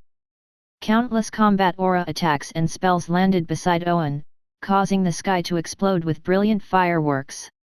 It was not a big deal for Owen, he was not affected by those explosions. However, the three mermaids with him, Elena, Bella, and Rose, were in a terrible situation. The gold tier women were covered in blood from the explosions, and they were on the verge of collapse. D****. After the first few thousand people, more people appeared from the Crystal Palace. Some of them even came from the passage outside the Crystal Palace. Owen cursed in his heart, he looked anxious. The longer he dragged it out, the lower chance he would get to escape. It was a joke if a platinum tier elite went on a rescue mission and died doing that. It's all because of that person's magic. Owen looked downward. Then, he realized that Watson had disappeared. He narrowed his eyes. At that moment, a cold voice suddenly came from above his head. You attacked me just now, and now it's my turn. Platinum tier combat technique, simplified invincible punch. Owen turned his head and noticed that Watson had somehow appeared above his head. His left hand reached out to grab his collar and threw him into the sky. Then, Watson's fist enlarged in his eyes. That fist was wrapped in bandages, but in an instant, the bandages had unraveled. The bandages and the rest of the world had disappeared from Owen's eyesight. In an instant, he could only see a bruised fist. He did not think he could dodge it. Even his screams were suppressed in his throat, unable to be transmitted outward. Boom! A muffled explosion burst. Owen, Alice, Elena, and the others nearby were sent flying like mosquitoes. They spun and flew into the sky, directly smashing a fist-shaped hole that stretched for hundreds of meters into the Crystal Palace's dome. That punch even penetrated the floating city's surface, allowing people to see the blue sky through the hole. A punch that sent a platinum-tier sea folk flying. That's young Master Casey. Countless people in the Crystal Palace saw the figure in the sky. Their jaws were wide open, enough to fit an egg. Even the silver tier and gold tier elites surrounding and intercepting him gave up on pursuing him at that moment. They were staring at Watson with complicated expressions on their faces. Casey could defeat an elite that none of them could even catch. They had called him useless, but could they even say the same thing after that? Splash! Just as everyone was stunned by Watson's punch, the sound of boiling water suddenly came from the hole above their heads. A waterfall-like turbulent flow swirled down the hole and began to pour into the Crystal Palace. Since the protective shield from the sea god's trident was outside of Crystal Palace, the attack had pierced through it. Sea water had started to pour again. Run! Don't bother about those sea creatures anymore. Go back and protect Master. The people on the streets became chaotic and began to move along the passage toward the floating city. The elites in the sky also flew back to their masters. Watson stood in the air and lowered his head. His eyes fell on the hundreds of slaves who were trembling on the ground. He had punched them on purpose. Of course, he did not use any force, he only wanted to send Owen and the others away. Of course, it would not be easy to take his punch. It was Owen's fault for attacking him so rashly. After sending all the sea folks away, it will be those slaves' turn. It's not enough to just send them away. Watson smirked as he observed the slaves, some of whom had shackles around their wrists and ankles, emerging from the rumored underground location. He intended to use that as an excuse to free all the slaves in the Crystal Palace. Chapter 348, An Invitation from the Sea Tribe. Outside the floating city. A woman in a black robe stood at the entrance to the east of the floating city. She looked worried. At that moment, she had already revealed her face. Her beautiful blue hair fluttered in the wind, and her hair that was wet from the sea water stuck to her face. Her jade-green eyes seemed to contain stars. A trident-shaped tattoo was engraved on her smooth forehead. Her name was Poseidon, the sea tribe's empress. All the other sea emperors had consistently been named Poseidon. Some said that it was a divine name bestowed by the sea god. No matter their previous name, they would need to change to that name to enjoy the sea god's protection. As one of the sea tribe's 3 platinum-tier elites, she was not good at fighting, so she was responsible for guarding the entrance. Owen hasn't come out after so long, and there seems to be a violent explosion in the floating city. Did something happen? The woman's voice was a little hoarse, and she looked worried. At that moment, a thunder-like shout suddenly came from the floating city, causing her expression to change. Lord Poseidon, we're out. Quickly, open the gate. The floating city had a barrier in the air. If one wanted to enter that place, the only way was to open the gate and pass through the underground waterways. That was the city's protection measure, but it was not difficult for Poseidon. Great sea god, please grant me your supreme power. Let ignorant creatures witness the mighty power of the sea. As she chanted, the lake where the floating city was located began to churn. Huge waves hundreds of meters high suddenly surged from the lake. An even more majestic giant formed from the water elements was holding an ancient-looking trident in one hand in the waves. He swung it down at the gate of the floating city. Boom! With a loud sound, several cracks appeared on the huge stone gate that weighed dozens of tons. It shattered with a loud sound. Violent sea water surged out from the city and merged with the rolling water surface outside the city. Waterspouts that shot into the sky appeared one after another. The ships outside the city were blown away. Even huge ships were blown dozens of meters into the air when the waterspouts rammed into them. They fell heavily into the water and shattered the hull. The crew members were thrown off the ships and fell into the water. They screamed and were dizzy from being washed away. While Poseidon did that, several figures flew over from the city. The leader was Owen, and he held Alice in his arms. When he landed in front of Poseidon, Owen's knees buckled, and he spat out a mouthful of blood. Owen, are you injured? Who injured you? Was there someone that strong in the city? Poseidon was a little puzzled. Lord Poseidon, let's talk about it later. Let's leave now. Wait a moment. At that moment, Alice suddenly broke free from Owen's embrace and landed on the surface of the sea. She pointed at the city and said, "Look. Your Highness, now is not the time to look around." Owen smiled bitterly, but he could not help but turn his head. When he saw the scene behind him, even though he was a platinum-tier elite with an extraordinary mind, he was stunned. The floating city behind him was filled with people rising into the sky. Most of those people were wearing chains and shackles.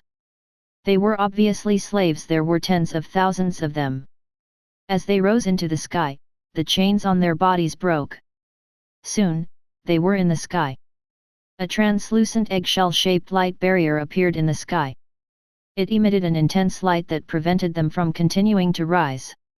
At that moment, Watergate City's barrier was activated. However, those slaves did not stop rising in the face of the enormous barrier. Instead, they rose even faster.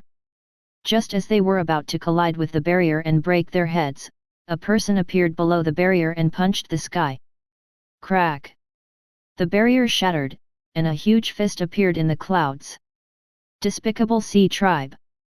They caused chaos in the Crystal Palace, and then they took the opportunity to abduct all the slaves in the city.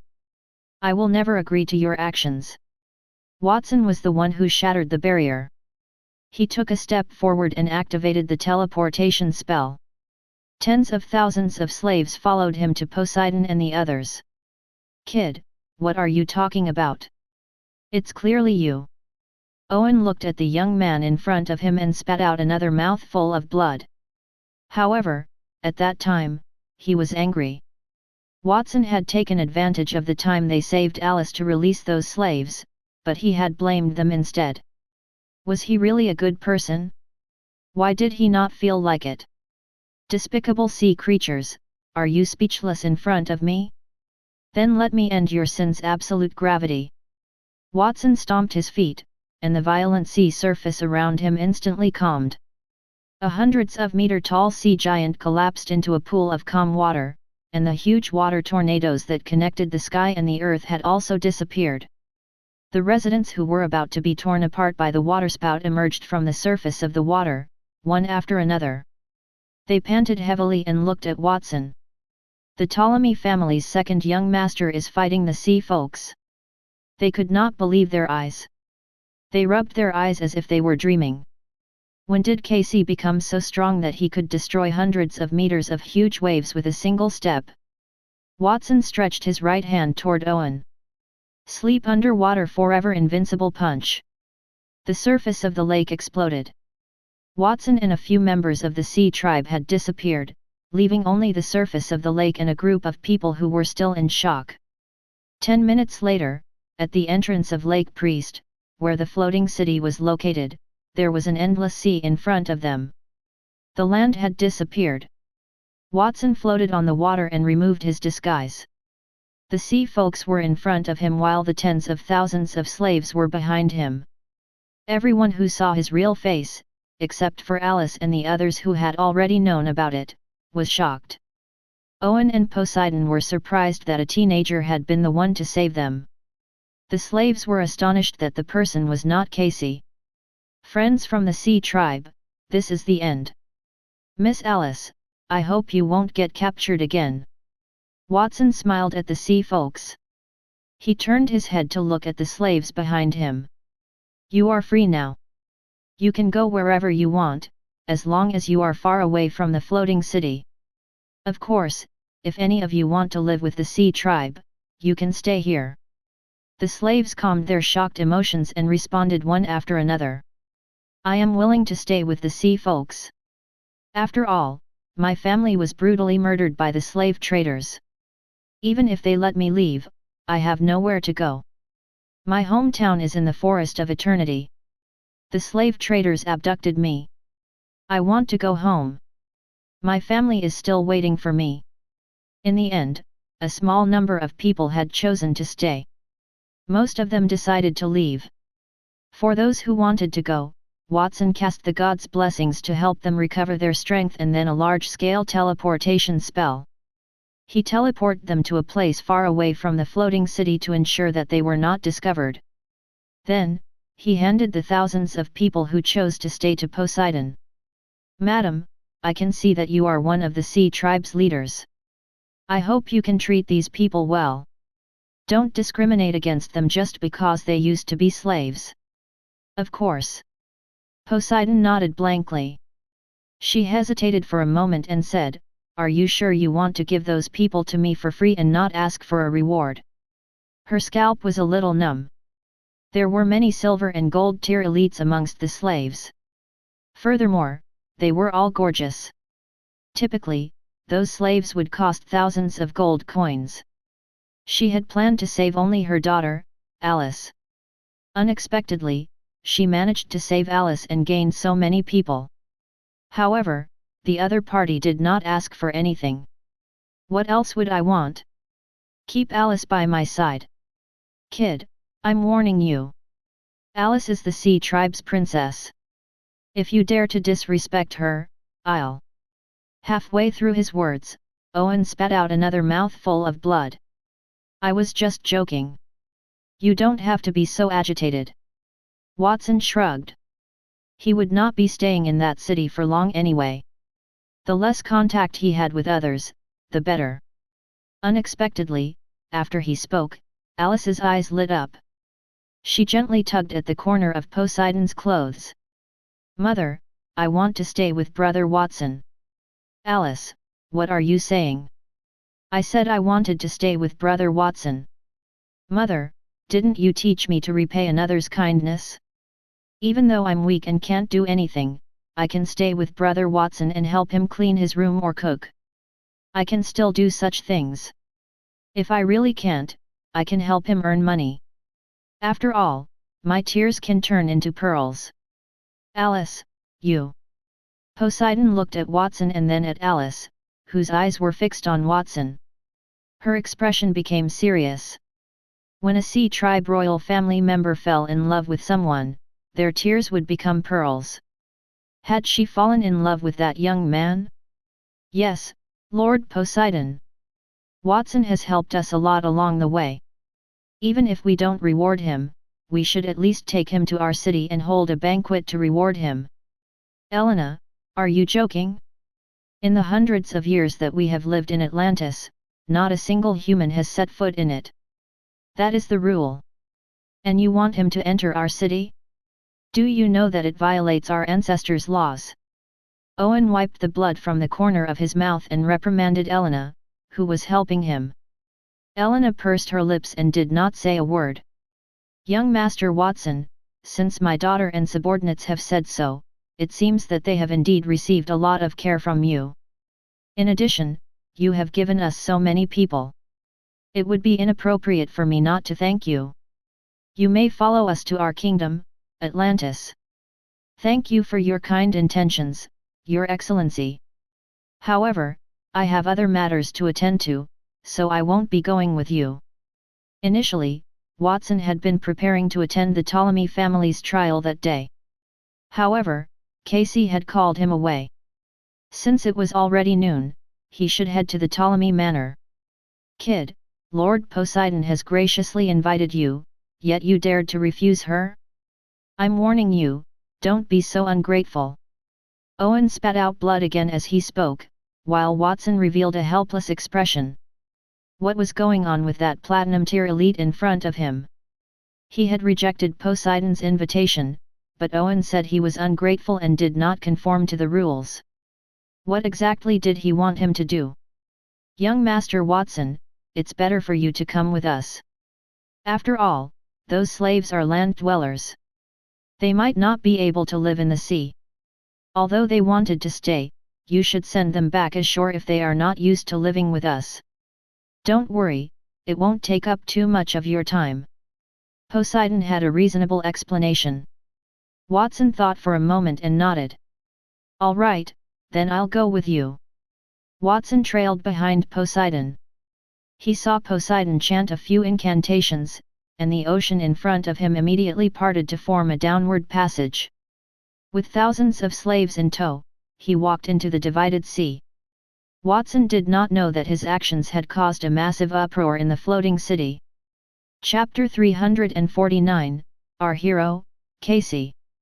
My head hurts so much. Casey woke up in the blinding sunlight and found himself lying on the ground. The ropes that bound his body were torn, and his clothes were wet as if he had been soaked in water. His eyes widened as a memory flooded into his mind. Watson was negotiating with a mermaid that he had once captured. He even tied him to a chair and knocked him unconscious with a vase. D*MNU, Watson. I will definitely not let you off. Casey screamed as he struggled to get up from the chair. During that time, he had touched the wounds on his body that had not yet healed. He was in so much pain that he broke out in cold sweat. The scene he saw after he stood up made him even more confused. The wall had been smashed, and a huge hole had appeared. The things in the room were in disarray. The bed, the table, and many chairs were shattered into pieces. He did not know when the roof had disappeared. The sun shone directly on him from the dome, and he could not help but turn his head away. There was a loud noise from outside. It seemed that many people were walking past, and he did not know what to say. Suddenly, the footsteps outside stopped near the room he was in, and the sound became apparent. I heard a scream from inside that room. There might be survivors. Everyone, follow me in to take a look. I hope that person's injuries aren't too serious. There are currently too many injured people at the Crystal Palace. There are at least tens of thousands of them. We can't provide enough priests to treat them anymore. Then, a few people walked into the room. When they saw Casey, who was in a sorry state, their expressions changed simultaneously. Who are you? What happened here? Casey asked. As soon as he finished speaking, the new arrivals knelt in front of him, trembling. Their eyes were filled with respect and a hint of admiration. Young Master Casey. You are young Master Casey, right? When you disappeared from the lake surface outside the floating city, everyone thought you had lost your life in the battle with the sea tribe. They did not expect that you would come back alive. This means that you killed those sea folks, including that platinum tier sea folk, right? Battle with the sea folks? Platinum tier sea folk? A few big question marks appeared above Casey's head. He was dumbfounded. When had he ever done such a thing? Was he crazy, or were those people in front of him crazy? When they saw Casey's puzzled expression, they looked at him as if they understood what he had gone through. We understand, you don't want us to publicize what has happened here. After all, you've been hiding your strength. However, many people have seen what you've done. Now that most of the people in the Crystal Palace know about your power, it's impossible to hide it even if you want to. Wait a minute, what happened just now? Casey's expression darkened. Those people spoke so truthfully that it did not seem like they were lying to him. He had fainted there and did not do anything at all, yet those people had seen him outside. There was only one possibility, and that was that someone had used his identity. Watson's face flashed through his mind, and he gritted his teeth. He had knocked him out, and he had also used his identity to cause trouble. That B****. Is Watson a good person? It had been half an hour since those people had found him. They had described what had happened outside, including how Casey had been to the auction house and upstaged everyone there. All the women had fallen in love with him. He even bought all the items in the auction house and fused them into a powerful platinum tier item. Apart from that, Casey also heard how he had bought the mermaid princess and ended up fighting about 300 rounds with the sea folks who had come to rescue her. He had successfully defeated them and protected the Crystal Palace. In just half an hour, Watson's position in Casey's heart had changed from a B** to a good person. He had already made the mental preparation. If Watson had changed into his identity and did something terrible, he would persuade his father to refuse Watson's request to participate in the trial and take revenge on Watson. However, he was no longer sure. Are you serious? People outside are saying that I'm a hero of the floating city. That's right, young Master Casey. If it weren't for you, I'm afraid that more than half of the people in the Crystal Palace would have died because of the attack. But now, most of them are only injured. If you don't believe me, you can go out and take a look. The few of them had been talking for half an hour, but Casey felt as if it had been a lifetime. One of the man's lips twitched. He thought that young Master Casey was a fine actor. No wonder they had been deceived by the rumors, thinking that he was a good-for-nothing young master. Take me there. Without any hesitation, Casey gestured for the people in front of him to get up and walk outside. When he arrived there, the midday sunlight once again stimulated his vision. After he got used to it, Casey found that the Iris Flower Tavern had almost been demolished. The street that it was connected to had widened. There were many people on the road, cleaning the shattered walls and transporting them outside. The residents were excited to see Casey. Young Master Casey! It's our hero Casey! He's back! One of the residents had cried out in surprise, and it had caused a great uproar in the surroundings. What? Young Master Casey is back? Where is he? Let me see him. Casey had protected us, but he had disappeared when he fought the Sea Tribe. I was worried that he would be in danger. Fortunately, the gods blessed him, and he came back safely. The residents gathered around Casey and looked at him with burning eyes. Many of them were clapping enthusiastically. That scene made Casey feel a little better. Whenever he walked into the Crystal Palace, even if the people who saw him were respectful toward him, there was always a hint of disdain in their eyes. He knew that it was very difficult for the residents to have a good impression of him after what he had done. However, Casey felt good when he saw the heartfelt gratitude and respect of those people. Young Master Casey, can you tell us why you have been hiding your strength all this time, allowing others to insult you? And why did you show them today? Is it because the Ptolemy family no longer allowed you to conceal your strength, or is it because they knew that we were in danger? It must be because of the latter. A young girl toward Casey. She gave him a bouquet of flowers, her eyes flickering with light. I'm sorry, young Master Casey. That is my daughter. She hasn't had any education since she was young. Please don't mind her. Soon, a man dressed like a fisherman rushed up and grabbed his daughter. He kept winking at his daughter, signaling her to stay away from Casey. Unexpectedly, his daughter did not retreat. Instead, she showed a look of defiance. Father, why do you keep pulling me? Do you still think young Master Casey is the B***** who raped young girls, did not pay for food, and even kicked an old lady who fell when she saw him? That's just his disguise. Even those things might not be real. The real young Master Casey must be who I think he is. He's a person worthy of my respect. Casey was a little embarrassed when he heard he had done all of that. The young girl's words about people respecting him were a little illusory. I'm sorry, young Master Casey. I did not mean to criticize you. It's just that the rumors about you were too scary, causing me to be a little upset. It's my fault. You have saved us. How could I say that about you? I apologize. The fisherman slapped himself twice and kept bowing to Casey. You don't have to do that. I won't do anything to you. After he stopped the fisherman, Casey revealed a warm smile. If it were any other time, such a lowly person would not have dared to be so disrespectful to him. He would have sent people to cut him up and throw him into the sea. He would have tied his daughter up and placed her on the bed.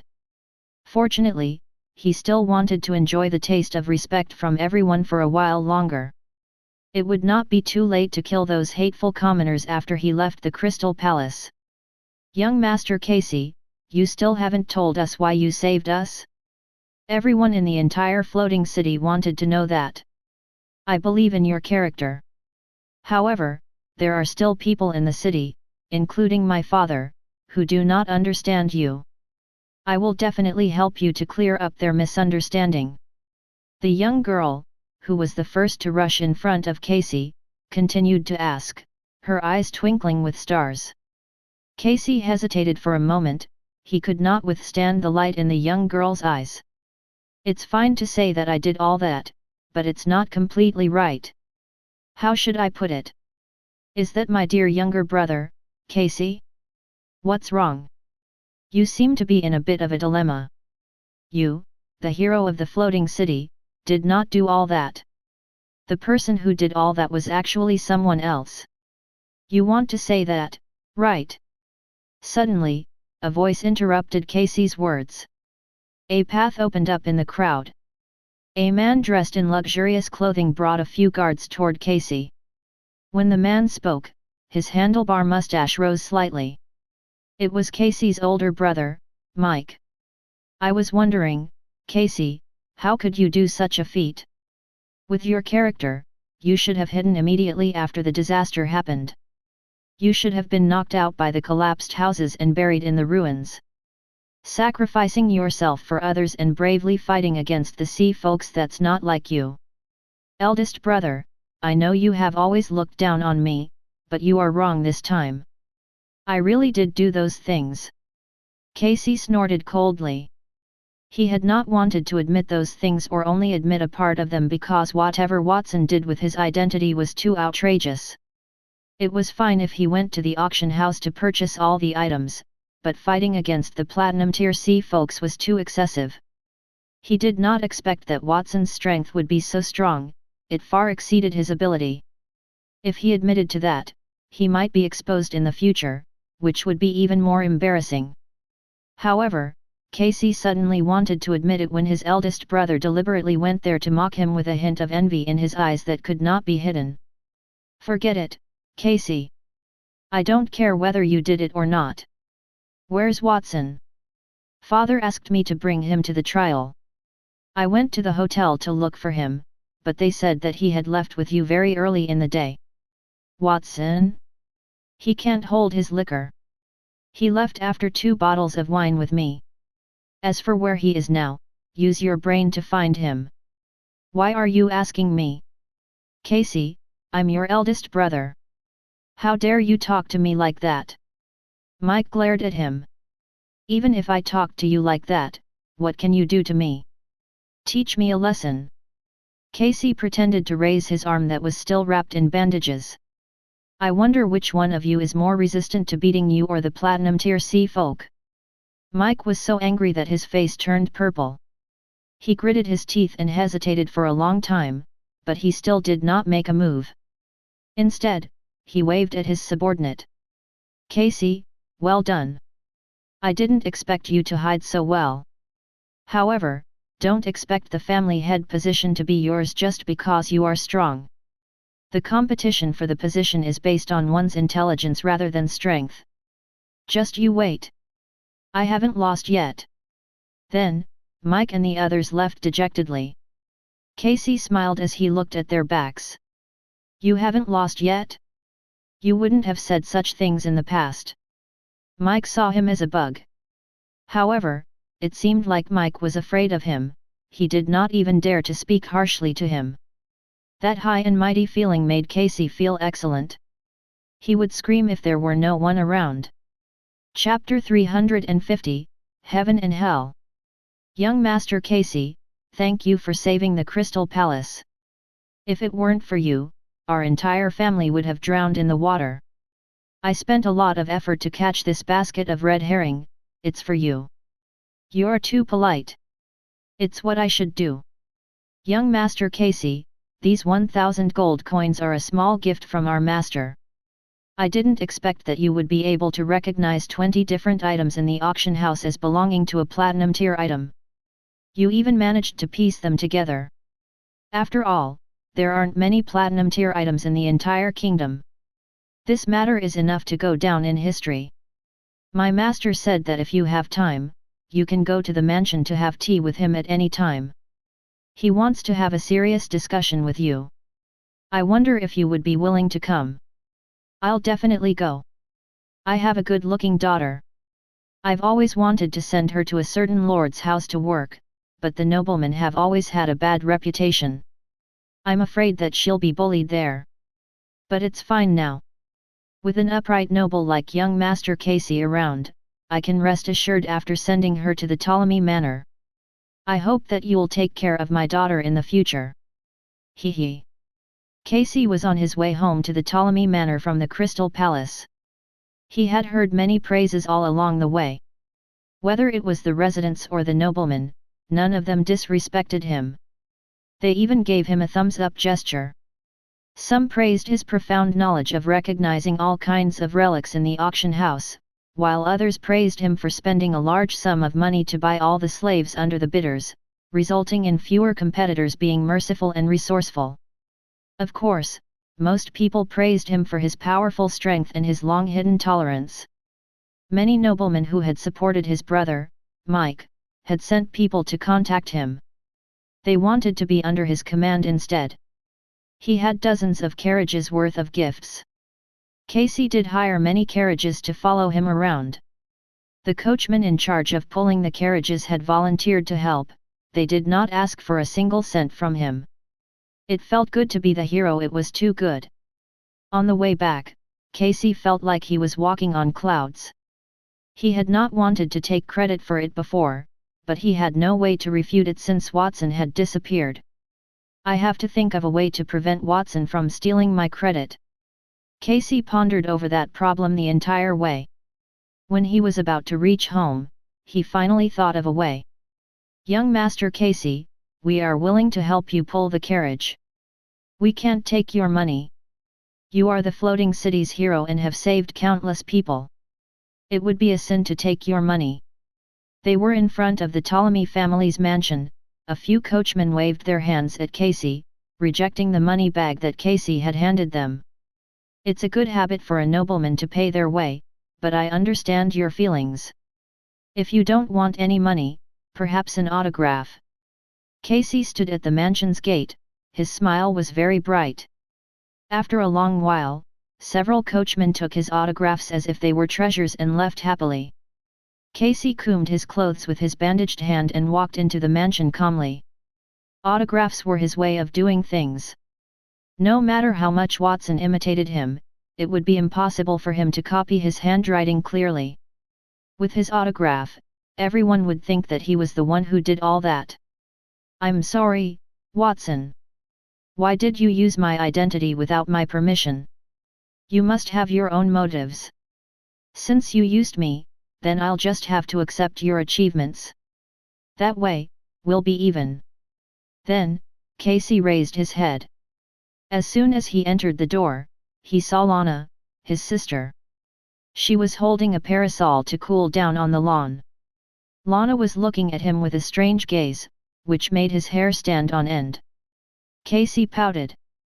"Lana, don't you want to welcome me now that I'm back? When did you start staying here? Do you know what happened outside? If you're referring to young Master Casey's rescue of the floating city and the Crystal Palace, I know it very well. I've been here since this morning. I even saw your battle with the Sea Tribe with my own eyes. But after seeing it, I couldn't help but ask, is that really my brother? Of course, it's me. Who else would it be? Is there a second Casey in the city? I didn't show my strength before because I'm a low-key person. Is that so?" Lana was still suspicious. "I just saw my brother give a few autographs to the coachman outside. Since my brother is a low-key person, why did he do that?" "Lana, you're so annoying and so naggy. Send someone to get my things in the carriage outside. Quickly. Those are all gifts from the residents. Even though they're not valuable things, at least it's who they show their kindness to me. Also, where is father? I want to see him." Casey wanted to find Daniel to show off his achievements. 2 days ago, he had made a fool of himself in the family. If Daniel knew about what he supposedly did, he would probably be pleased. Perhaps, in his joy, he would immediately choose him as the successor. "Father is in the study." "Very well." Ignoring Lana's strange gaze mixed with pity, Casey quickly walked into the mansion with hope for a better future. He went to the study where his father was and knocked on the door. "Father, are you in there?" "It's me, Casey." "Come in." A serious voice came from inside the door. Casey pushed the door open and walked into the room. He found Daniel sitting behind the desk, wearing a pair of black-framed glasses. There was a thick stack of documents in front of him. He looked like he had a headache. Then, Daniel took off the glasses on his face and pinched the space between his eyebrows. After a moment, he opened his eyes and revealed a self-deprecating smile. "Isn't this Casey, the hero who saved the Crystal Palace and the floating city? In just one morning, you have gained so many titles. You are really my son." "Not at all, father. It's all because of your good teaching and my hard work." Casey smiled proudly. Before he could hide his smile, Daniel suddenly stood up, grabbed the ink bottle on the table, and threw it at his head. There was a bang before Casey's head was bleeding. He sat on the ground, somewhat at a loss. He did not know why his father hit him. "Casey, haven't you always been hiding your strength? In fact, you have the strength to fight against Platinum Tier C folk, right? Now that your strength has been exposed, there's no need to hide it in front of me." A dignified Platinum Tier elite couldn't even catch a bottle of ink. Daniel carried a wooden stick and walked in front of Casey. He gave Casey a fierce slap on the face. "Platinum Tier expert? A hero? Do you think that the title is beautiful and intoxicating? Those can be very good, but they have nothing to do with you. I've watched you grow up since you were young. How can I not know what kind of morals you have? Do you know how much trouble you've caused this time? Father, stop hitting me. Father, I know I'm wrong." Casey raised his bandaged hand with difficulty to cover his face. Every time the wooden stick in his father's hand fell on his arm, he felt a piercing pain. He cried. At the same time, he felt a wave of grievance. After that incident, the people in the city had changed their attitude toward him. Everyone praised him. Even his elder brother had to look him in the eye. Why was his father so angry? Daniel beat him until the wooden stick broke. He threw it away and sighed in disappointment. "You idiot! Ever since yesterday's incident, I should have locked you up and not allowed you to be free. I shouldn't have let you come into contact with that boy, Watson. Otherwise, you wouldn't have fallen for the trick." "Father, what happened? You don't even know what happened, yet you still dare to be complacent and call yourself a hero. I thought too highly of you when I said you were stupid." "You're not stupid, you have no brain. I don't know why I have you as a son." It would have been better if Casey kept quiet. The moment he opened his mouth, Daniel became even angrier. Daniel said, "I guess you only know that someone impersonated you and spent a lot of money at the auction house to buy all the auction items. They even combined them into platinum tier items. What you don't know is that not all the items in the auction house have been combined. The most precious item in the auction house is the mermaid princess, the one you caught last time. She's gone. Where do you think she is?" "She." Casey was about to answer when cold sweat suddenly broke out. That was right. According to common sense, he must have bought the mermaid. Others would definitely think that she was with the Ptolemy family. However, judging from her father's reaction, the mermaid was not there. That's only the first point. The second point is that the person who impersonated you had been making waves in the auction house. However, he had used 10 million gold coins. That is not 1,000, nor 10,000 gold coins, but it was 10 million gold coins. You should know that the Ptolemy family only has tens of millions of gold coins. As a young master, you have already squandered more than 10 million gold coins in the auction house. Where did that money come from? What will the other families think? What will His Majesty think when he finds out about that?" Cold sweat broke out on Casey's body. Lastly, and most importantly, did you know that the person who impersonated you bought the mermaid in the auction house and released tens of thousands of slaves in the Crystal Palace and the floating city at the same time? Although the person who impersonated you said that the Sea tribe took those hostages, the noblemen in the city did not believe him. Many people suspect that those tens of thousands of slaves are here. Let's forget about it. Some suppliers even asked if they could raise the price by 50 times when they sell the goods to us in the future. Do you know what our family looks like in the eyes of the various nobles in the city? Casey shook her head. Daniel gritted his teeth. In their eyes, we are currently earning a large amount of money through an unknown channel.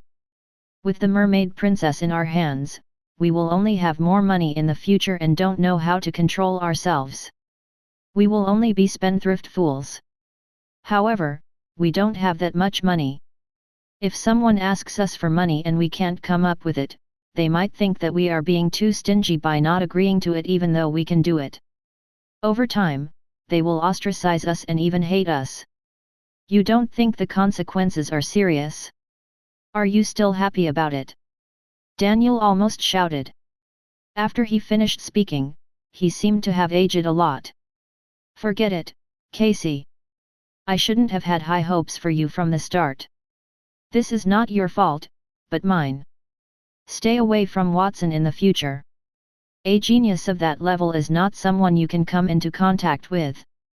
Also, from today onward, you are to stay at home for 3 months and you are not allowed to go out. Father, I agree to your request.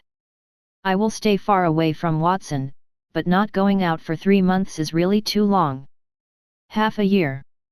Father, Shut up. If you speak again, I will ground you for a year. Father, I admit that I'm wrong. Casey collapsed on the ground as if he had lost all his strength.